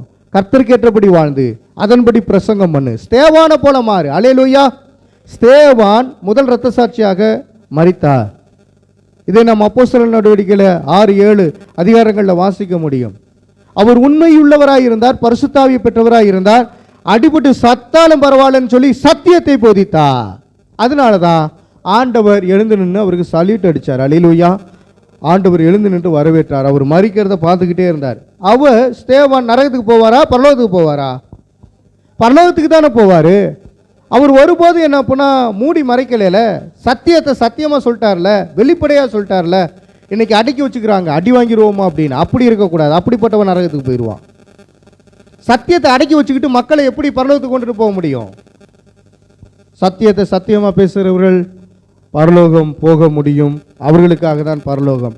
ஆண்டவர் அதை தான் எதிர்பார்க்கிறார். என்னை போல உண்மை உள்ளவனாயிரு என்று சொல்லுகிறார். பொய்யுரையாத கர்த்தராய் இருக்கிறார். இன்னைக்கு மக்களுக்கு உண்மையை சொல்லுகிறேன் என்ற ரீதியிலே பொய்யை பறைசாற்றி கொண்டிருக்கிற அநேக பாஸ்டரும் போதர்களும் இருக்கிறபடினாலே கள்ள போதர்களை கள்ள அப்போஸ்தலர்களாக இருக்கிறார்கள். அதனால அவர்கள் பரலோகம் போக முடியாது, வெள்ளை அடிக்கப்பட்ட கல்லறைகளாகவே இருக்கிறார்கள். அதுதான் மத சார்பான போலி விசுவாசிகள். அவர்கள் நரகம் போவார்கள். அடுத்ததாக, நரகத்திற்கு செல்ல தேவன் விரும்புகிறாரா? உங்ககிட்ட ஒரு கேள்வி, நரகம் செல்ல தேவன் விரும்புகிறாரா? இல்லை, ஒருபோதும் யாருமே நரகத்துக்கு வந்துடக்கூடாதுன்னு தான் விரும்புகிறார். என்னமோ அவர் நரகத்தெல்லாம் ரெடி பண்ணி உங்களை நான் நரகத்தில் தள்ளுவேன்னு உக்காந்துருக்கிற மாதிரியே நிறைய பேர் ஃபீல் பண்ணிட்டு இருக்காங்க. அப்படி கிடையாது. யாருமே நரகம் வந்துடக்கூடாது அப்படின்னு ஆண்டவர் தம்முடைய ஒர்க்கர்ஸை, தம்முடைய ஊழியக்காரர்களை அங்கங்கே வச்சிருக்கிறாரு. எசேக்கியேல் 33 அதிகாரம் 11வது வசனத்தில் வாசித்து பாருங்க. நரகத்துக்கு செல்ல தேவன் விரும்பவில்லை என்பதை குறித்ததான வசனத்தை, ஒரு 3 வசனத்தை நான் உங்களுக்கு காமிக்க விரும்புகிறேன். நீங்கள் பாருங்கள். எசேக்கியேல் 33 அதிகாரம் 11வது வசனத்தை வாசியுங்கள். அதற்கு பிற்பாடு 2 பேதுரு 3:9 வாசிக்க போறீங்க. கர்த்தராகிய ஆண்டவர் உரைக்கிறது என்னவென்றால், நான் துன்மார்க்கனுடைய மரணத்தை விரும்பாமல் துன்மார்க்கன் தன் வழியை விட்டு திரும்பி பிழைப்பதையே விரும்புகிறேன் என்று என் ஜீவனை கொண்டு சொல்லுகிறேன். இஸ்ரவேல் வம்சத்தாரே, உங்கள் பொல்லாத வழிகளை விட்டு திரும்புங்கள். இஸ்ரவேல் வம்சத்தாரே, உங்கள் பொல்லாத வழிகளை விட்டு திரும்புங்கள். திரும்புங்கள், நீங்கள் ஏன் சாக வேண்டும் என்கிறார் என்று அவர்களோட சொல்லு. நீ ஏன் சாக வேண்டும்? சாகிறதுக்கா ஆண்டவர் நரகத்தை ரெடி பண்ணி வைக்க போறாரு? ஆண்டவர் நரகத்தை ரெடி பண்ணலை, இனிமேல் தான் ரெடி பண்ண போறாரு. ஒரு வார்த்தை சொன்னால் நரகம் உண்டாயிரும். இப்பயே ஆண்டவர் எரிய விட்டுக்கிட்டு கிடையாது. செத்தவனா இன்னும் நரகத்துக்கு யாரும் போகலை. என்னமோ இன்னைக்கு போன மாதிரியே ஃபீல் பண்ணிக்கிட்டு இருக்காங்க. செத்தவர்கள் எல்லோரும் நரகத்தில் போய் அங்கே வெந்து கொண்டு இருக்கிறார்கள் அப்படின்ன மாதிரி டிவியில் காமிக்கிறேன். பேசுகிறவன் அப்படி தான் பேசுகிறான். நியாய தீர்ப்பு ஒரு நாள் வரப்போகிறது. அதுக்கப்புறம் தான் எரி நரகம் அப்படின்னு என்ன பண்ணால் ஆண்டவர் உருவாக்க போகிறார். டெமோ என்ன பண்ணால் காமிக்கிறார். உங்களுக்கு பைபிளில் எழுதி வைக்கப்பட்டிருக்கிற அநேக உண்மைகளில் இதெல்லாம் நடக்கப் போகிறது என்பதை ஆண்டவர் எழுதி வைத்திருக்கிறார். நீங்கள் புரிந்து கொள்ள வேண்டும். சாகிறதுக்காக உன்னைய ஆண்டவர் அழைச்சிருக்காரு, வாழ்வதற்காக அழைத்திருக்கிறார். நிறைய பேர் என்னன்னா, நான் சாக போகிறேன் சாக போகிறேன்னு. அவர்கள் இந்த பூமிக்குரியவர்களாய் செத்து நரகத்திலே போய்விடக்கூடாது. அதற்காக தான் நாம் இருக்கிறோம். இந்த பூமியிலே கர்த்தரை விசுவாசிக்கிறவர்கள் சாகப்போகிறவர்களை உற்சாகமாய் கர்த்தருடைய வார்த்தையை சொல்லி பரலோகத்துக்கு நேராக திருப்ப வேண்டியது நம்முடைய கடமையாக இருக்கிறது. 2 பேதுரு 3ஆம் அதிகாரம் 9வது வசனத்தை இப்போ நாம் வாசிக்க போகிறோம். 2 பேதுரு 3:9 எல்லாம் எடுத்துக்கோங்க. தாமதிக்கிறார் என்று சிலர் எண்ணுகிறபடி கர்த்தர் தமது வாக்குத்தத்தத்தை குறித்து தாமதமாய் இராமல் ஒருவரும் கெட்டு போகாமல் எல்லாரும் மனம் திரும்ப வேண்டும் என்று விரும்பி நம்மேல் நீடிய பொறுமையுள்ளவராய் இருக்கிறார். எல்லாரும் கெட்டு போயிடக்கூடாது, எல்லாரும் மனம் திரும்பணும். எல்லாருமே ஆண்டவர் நினைப்பா இருக்கிறாரு. எல்லாரும் பரலோகத்துக்கு வர வேண்டும் என்று நினைப்பா இருக்கிறாரு. அருமையானவர்களே, ஒருவரும் கெட்டு போயிடக்கூடாது. எல்லாம் சொல்லுங்களேன், ஒருவரும் கெட்டு போயிடக்கூடாது. அப்போ என்னையை கொண்டு ஆண்டவர் செய்கிற காரியத்தின்படி நான் செய்வேன், நிறைய பேத்துக்கு சுவிசேஷம் அறிவிப்பேன். இன்னைக்கு தேவனை அறியாதவர்கள் தான் நிறைய பேர். அப்போ சுற்றி முதல் நீங்கள் ஆண்டவரை பற்றி நிறையா சொல்லலாம். ஏன்னா கர்த்தரை குறித்து அறிவில்லாதவன் நம்மளை பகைக்கிறவனாக இருக்கிறான். இருந்தாலும் பரவாயில்ல, நான் கர்த்தரை பற்றி சொல்லுவேன். ஏன்னா நரகத்துக்கு செல்ல தேவன் விரும்ப மாட்டார். எல்லாரும் பரலோகத்துக்கு வர வேண்டும் என்று தேவன் விருப்பப்படுகிறாரு. அருமையானவர்களை, இந்த வசனத்தை திரும்பி வாசிங்க. 2 பேதுரு 3ஆம் அதிகாரம் 9வது வசனத்தை. தாமதிக்கிறார் என்று சிலர் எண்ணுகிறபடி கர்த்தர் தமது வாக்குத்தத்தத்தை குறித்து தாமதமாய் இராமல் ஒருவரும் கெட்டு போகாமல் எல்லாரும் மனம் திரும்ப வேண்டும் என்று விரும்பி நம்மேல் நீடிய பொறுமையுள்ளவராய் இருக்கிறார். இயேசு வரமாட்டேங்கிறார். என்ன வரமாட்டேங்கிறார்? நம்ம பாவம் செய்வோன்னு பாவம் செய்கிறவே நிறைய பேர் இருக்கான். ஏன் தாமதிக்கிறாரு? இயேசு கிறிஸ்து தாமதிக்கிறார். ஏன்? பரலோகத்திலிருந்து பூலோகத்துக்கு வர்றதுக்கு அவரால் சீக்கிரமாக முடியாதா? முடியும். ஆனால் ஏன் தாமதிக்கிறார்னா, எல்லாரும் ரட்சிக்கப்பட வேண்டும், எல்லாருக்கும் சுவிசேஷம் அறிவிக்கப்பட வேண்டும், அதற்கு பிற்பாடு தான் முடிவு வர வேண்டும் என்று ஆண்டவர் விரும்புகிறார். எல்லாரும் பரலோகம் வர வேண்டும் அப்படின்னு டைம் கொடுத்துருக்காரு, விட்டு வைத்திருக்கிறாரு. வாக்கு தத்துவம் சொன்னவர் வாக்கு மாறாதவர். அவருடைய உடன்படிக்கை மீறப்படவில்லை. உடன்படிக்கை அப்படியே நடக்கும். அல்லேலூயா. உடன்படிக்கையின்படியே நடக்கும். சீக்கிரம் வரப்போகிறார். நீங்கள் மனம் திரும்பி இருக்க வேண்டும். கர்த்தர் வரும்போது நம்மளை ஏற்றுக்கொண்டு அவரோடு கூட சேர்த்து கொள்ள போகிறார். 1 தீமோத்தேயு 2ஆம் அதிகாரம் 4வது வசனத்தை வாசிங்க. நரகத்துக்கு செல்ல தேவன் விரும்புகிறாரா? இல்லைன்னு நம்ம பார்க்குறோம்ல. 1 தீமோத்தேயு 2ஆம் அதிகாரம் 4வது வசனத்தை வாசிங்க. தேவன் தண்டிக்க விரும்பவில்லை என்பதை புரிந்து கொள்ள முடியும். எல்லா மனுஷரும் ரட்சிக்கப்படவும் சத்தியத்தை அறிகிற அறிவை அடையவும் அவர் சித்தமுள்ளவராய் இருக்கிறார். எல்லா மனுஷரும் மனம் திரும்பணும், எல்லாரும் ரட்சிக்கப்படணும் சொல்லி ஆண்டவர் விரும்புகிறார். எனவே மனிதன் கர்த்தரிடம் திரும்ப வேண்டும் என்று விரும்புகிறார். மனிதன் மனம் திரும்ப வேண்டும் என்று விரும்பப்படுகிறார். எனவே எல்லாரும் ரட்சிக்கப்படணும் என்று விருப்பப்படுகிறார். மீட்பராம் இயேசு கிறிஸ்துவை எல்லோரும் அனுபவிக்க வேண்டும், ஏற்றுக்கொண்டு அவருக்காக வாழ வேண்டும். அவர்தான் சத்தியபரர், நீதிபரர், உண்மையுள்ள கடவுள் என்பதை இங்க இருக்க பேய் பிடிச்ச மனுஷர்கள்லாம் மனம் திரும்ப வேண்டும் என்று விருப்பப்படுகிறார். அல்லேலூயா. அருமையானவர்களே, இந்த பகுதியில் முக்கியமாய் நாம் தீர்மானம் பண்ணுவோம். இயேசு நம்மளை வெறுக்கவில்லை. நரகத்தில் கொண்டு போய் எல்லாத்தையும் தள்ளன்னு ஆண்டவர் விருப்பப்படவில்லை. இந்த வசனத்தின்படி நாம் பார்க்கும் பொழுது ஆண்டவர் விரும்புகிறது எல்லாரும் மனம் திரும்ப வேண்டும், எல்லாரும் இடத்துல சேர வேண்டும் என்று விருப்பப்படுகிறார். சவால்களும் முடிவுரையை நான் சொல்கிறேன். நமக்கு சவால்கள் இருக்கிறது. நாம் உண்மையிலே மீட்கப்பட்டவர்களா என்று சோதித்து அறிந்து பாருங்கள். நான் நரகம் போயிடுவேன்னு உங்களுக்குள்ள தீர்மானம் பண்ண வேண்டாம். இயேசு இப்பொழுது எனக்குள்ளே உதித்து விட்டார், உதயமாகிவிட்டார், அவர் எனக்குள்ளே வாழ்கிறார், நான் இப்பொழுது பிழைத்திருக்கிறேன் என்பதை நீங்கள் உறுதிப்பட கூறுங்கள். இந்த உலகத்திலே மதம் அதிகமாக இருக்கிறது. ஒரு மதமும் பரலோகத்துக்கு கூட்டிகிட்டு போயிட முடியாது. கிறிஸ்துவ மதமும் பரலோகத்துக்கு கூட்டிகிட்டு போக முடியாது. கிறிஸ்துவை மட்டும் உண்மையாக இரட்சகராக ஏற்றுக்கொண்டவர்களுக்கு மட்டுமே பரலோகம். அல்லேலூயா. ஆண்டவருடைய உறவு இருக்கிறதா என்று பாருங்கள். உறவு இல்லை என்றால் அதை புதுப்பித்துக் கொள்ளுங்கள், அப்போது பரலோகம். இன்று மரணம் வந்தால் நான் எங்கே என்பதை நீங்கள் நினைவில் கொள்ளுங்கள். செத்து போன பிறகு இன்னொரு வாழ்க்கை அப்படிலாம் இல்லை. ஒரே ஒரு வாழ்க்கை, கிறிஸ்துவுக்குள்ளார ஒரு வாழ்க்கை. நீ கிறிஸ்துவுக்குள்ளாக வாழ்ந்தால் கிறிஸ்துவுக்குள்ளாக மீட்பு, பரலோகத்தில் ஒரே ஒரு வாழ்க்கை. நீ கிறிஸ்து இல்லாமல் மரித்து விட்டால் என்றால் அங்கே நியாய தீர்ப்பு தான். திருப்பி இன்னொரு வாழ்க்கை ஆண்டவர் தருவார், இன்னொரு வாழ்க்கை ஆண்டவர் தருவார் அப்படின்னு நிறைய பேர் போதகம் பண்ணிக்கிட்டு இருக்கிறாங்க. ஒரே ஒரு வாழ்க்கை, அது கிறிஸ்துவுக்காக வாழுங்கள். உங்களுக்குன்னு ஒரு அழைப்பு இருக்குது. அந்த அழைப்பை நீங்கள் பயன்படுத்திக் கொள்ளுங்கள். அழைப்பு என்ன தெரியுமா? மனம் திரும்புதல், விசுவாச அறிக்கை, புதிய வாழ்க்கை. இதுதான் அழைப்பு. அல்லேலூயா. எனவே கிறிஸ்துவை ஏற்றுக்கொள்ளாதவர்கள் இங்கே யாராவது இருப்பீர்கள் என்றால் ஏற்றுக்கொள்ளுங்கள். ஞானஸ்தானம் எடுக்காதவர்கள் இருப்பீர்கள் என்றால் ஏற்றுக்கொள்ளுங்கள். ஞானஸ்தானம் எடுக்கலன்னா நரகன்யா. எத்தனை தடவை சொன்னாலும் புரியாத ஜென்மத்துக்கு ஒன்றும் பண்ண முடியாது. ஐயா உங்களை பார்த்து தான் சொல்கிறேன், மனம் திரும்ப வேண்டியது கட்டாயம். அல்லேலூயா, அல்லேலூயா சொல்லுங்க. அழைப்பு என்ன தெரியுமா? மனம் திரும்பணும். மனம் திரும்பணும்.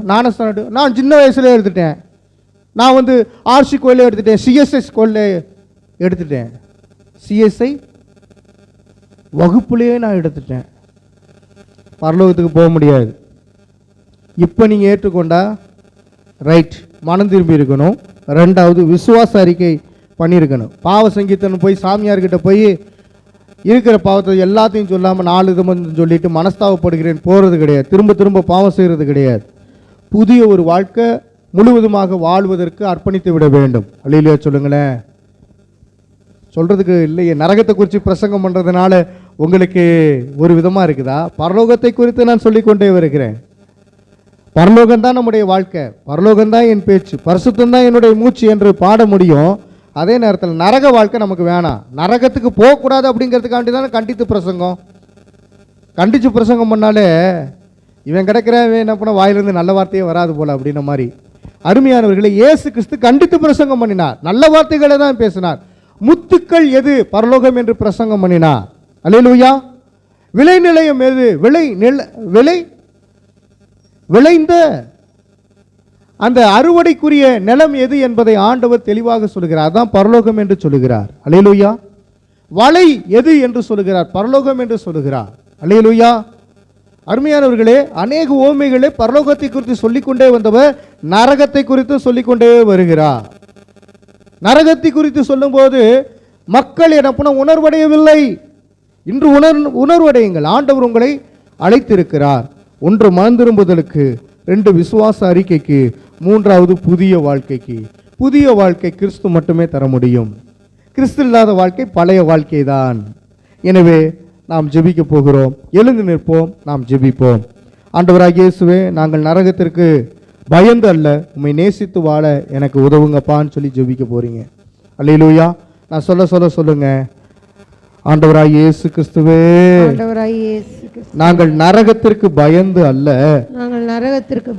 உம்மை நேசித்து வாழ எனக்கு உதவுங்கப்பா. ஆண்டவராகிய இயேசுவே,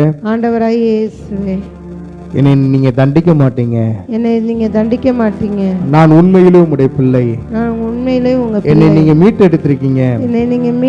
உம்முடைய உறவுக்குள்ளாக வைத்திருக்கீங்க. மரணம் என்னை ஆண்டு கொள்வதில்லை. தேவன் என்னை நிரந்தரமா பிரிக்க மாட்டீங்க. எனக்கு மனம் திரும்ப இப்ப வாய்ப்பு தந்திருக்கீங்களே. நான் மனம் திரும்பி இருக்கிறேன். ஆண்டவரே, என்னை ஏற்றுக்கொள்ளுங்கப்பா. எனக்கு நீர் ஒருவரே வழி, நீர் ஒருவரே இரட்சகர், நீர் ஒருவரே நல்லவர். நான் உம்மை பின்பற்றுகிறேன். இயேசுவே, நான் உம்மை ஏற்றுக்கொள்கிறேன். நான் உம்மை நிராகரிக்கவில்லை ஆண்டவரே. நீங்களா ஜெபம் பண்ணுங்க. அல்லேலூயா. ஆண்டவரே, உம்மை ஸ்தோத்திரிக்கிறேன். அவருடைய செவிகள் அவர்கள் வேண்டுதலுக்கு கவனமாய் இருக்கிறது. 1 பேதுரு 3:12 வசனத்தின் பிரகாரம் அவருடைய செவிகள் அவர்கள் வேண்டுதலுக்கு கவனமாய் இருக்கிறது. உங்களுடைய வேண்டுதலுக்கு ஆண்டவருடைய செவி கவனமாய் இருக்கிறதா? கிறிஸ்து என்னும் இரட்சகர் உங்களுக்கு பிறந்திருக்கிறார். லூக்கா 2:11. அவர் பிறந்ததின் நோக்கம் உங்களை வாழ வைப்பதற்காக. There is born to you a savior who is Christ the Lord. நம்முடைய சேவியர் கர்த்தராகிய இயேசு கிறிஸ்து அவர் உங்களை பார்த்து சொல்லுகிறார், நானே இரட்சகர், வேறொருவர் இல்லை என்று சொல்லுகிறார். ஆண்டவருக்குள்ளாக ஜெபம் பண்ணுங்க. விழிப்படைந்து ஜெபம் பண்ணுங்க. தேவனே, என்னை ரட்சித்தது போல என்னுடைய அயல் வீட்டாரை ரட்சிங்க, என்னுடைய நண்பர்களை ரட்சிங்க, என்னுடைய வீட்டாரை ரட்சிங்க. கணவனோ மனைவியோ அல்லது தாயோ தகப்பனோ அல்லது நாத்தனாரோ கொழுந்தனாரோ யாரா இருந்தாலும் ரட்சிக்கப்படணும். விட்டுறாதீங்க. அவங்க பரலோகத்துக்கு வரணும். உங்களுக்குன்னு ஒரு சவால்கள் இருக்கிறது. அந்த சவால்கள், நீங்கள் கிறிஸ்துவை சுமப்பது போல பிறரையும் சுமக்க வைக்க வேண்டும். நீங்கள் சிலுவையை சுமப்பது போல பிறரையும் சிலுவை சுமக்க வைக்க வேண்டும். அவன் நரகத்துக்கு போயிடக்கூடாது அல்லவா? நரகத்துக்கு போய் அழிந்து விடக்கூடாது அல்லவா? ஆண்டவர் உங்களுக்கு தந்திருக்கிற சவால்களை ஏற்றுக்கொள்ளுங்கள். அது வெறுமனையா எண்ணாதீர்கள். பல கோடி ஆத்துமாக்கள் நரகத்துக்கு போயிட்டு இருக்கு. அது கீழே விழுந்து ஐயோ ஐயோ என்று அழுகிற சத்தம் உங்கள் உள்ளத்திலே கேட்கிறதல்லவா? நரகத்திலே போன மக்களுடைய சத்தம் எப்படி இருக்கணும், அழுகுரல் எப்படி இருக்கணும் உங்களுக்கு தெரியும்.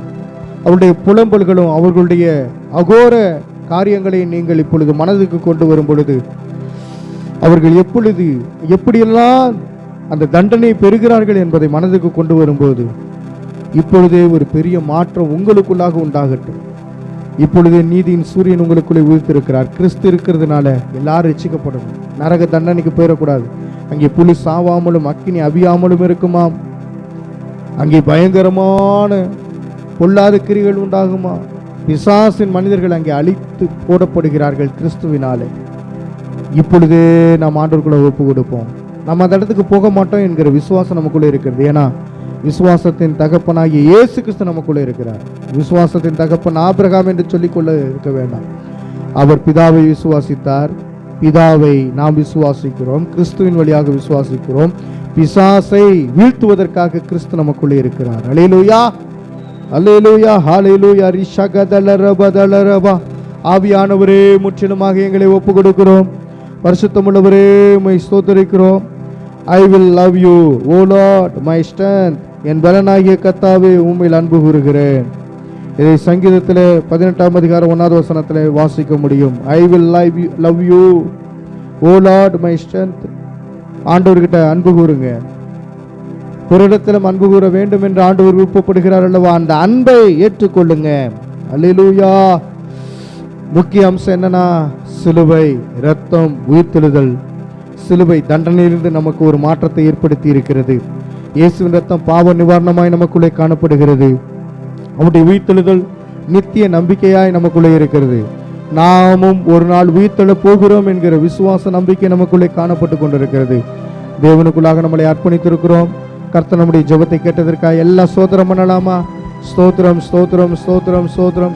எங்கள் தேவனாகிய கர்த்தாவே, எங்களுடைய ஜெபத்தை கேட்டபடியினாலே நன்றி. இந்த வார்த்தைகளை, வசனத்தை கேட்டுக்கொண்டவர்கள் யாவருக்குள்ளும் ஆண்டவரே ஒரு பெரிய கிருபை வெளிப்படட்டும். உம்மை குறித்த அறிவு உண்டானதற்காக நன்றி. நரகத்தை குறித்தும் பரலோகத்தை குறித்தும் ஆண்டவரே ஜனங்கள் அறிந்து கொள்வதற்கு கர்த்தர் கிருபை பாராட்டினீரே, அதற்காய் கோடி ஸ்தோத்திரம் உண்டாகட்டும். இயேசுவின் வல்லமையில நாமத்தில் ஜெபிக்கிறோம். ஜெபம் கேளும் ஜீவனுள்ள நல்ல பிதாவே. ஆமேன், ஆமேன்.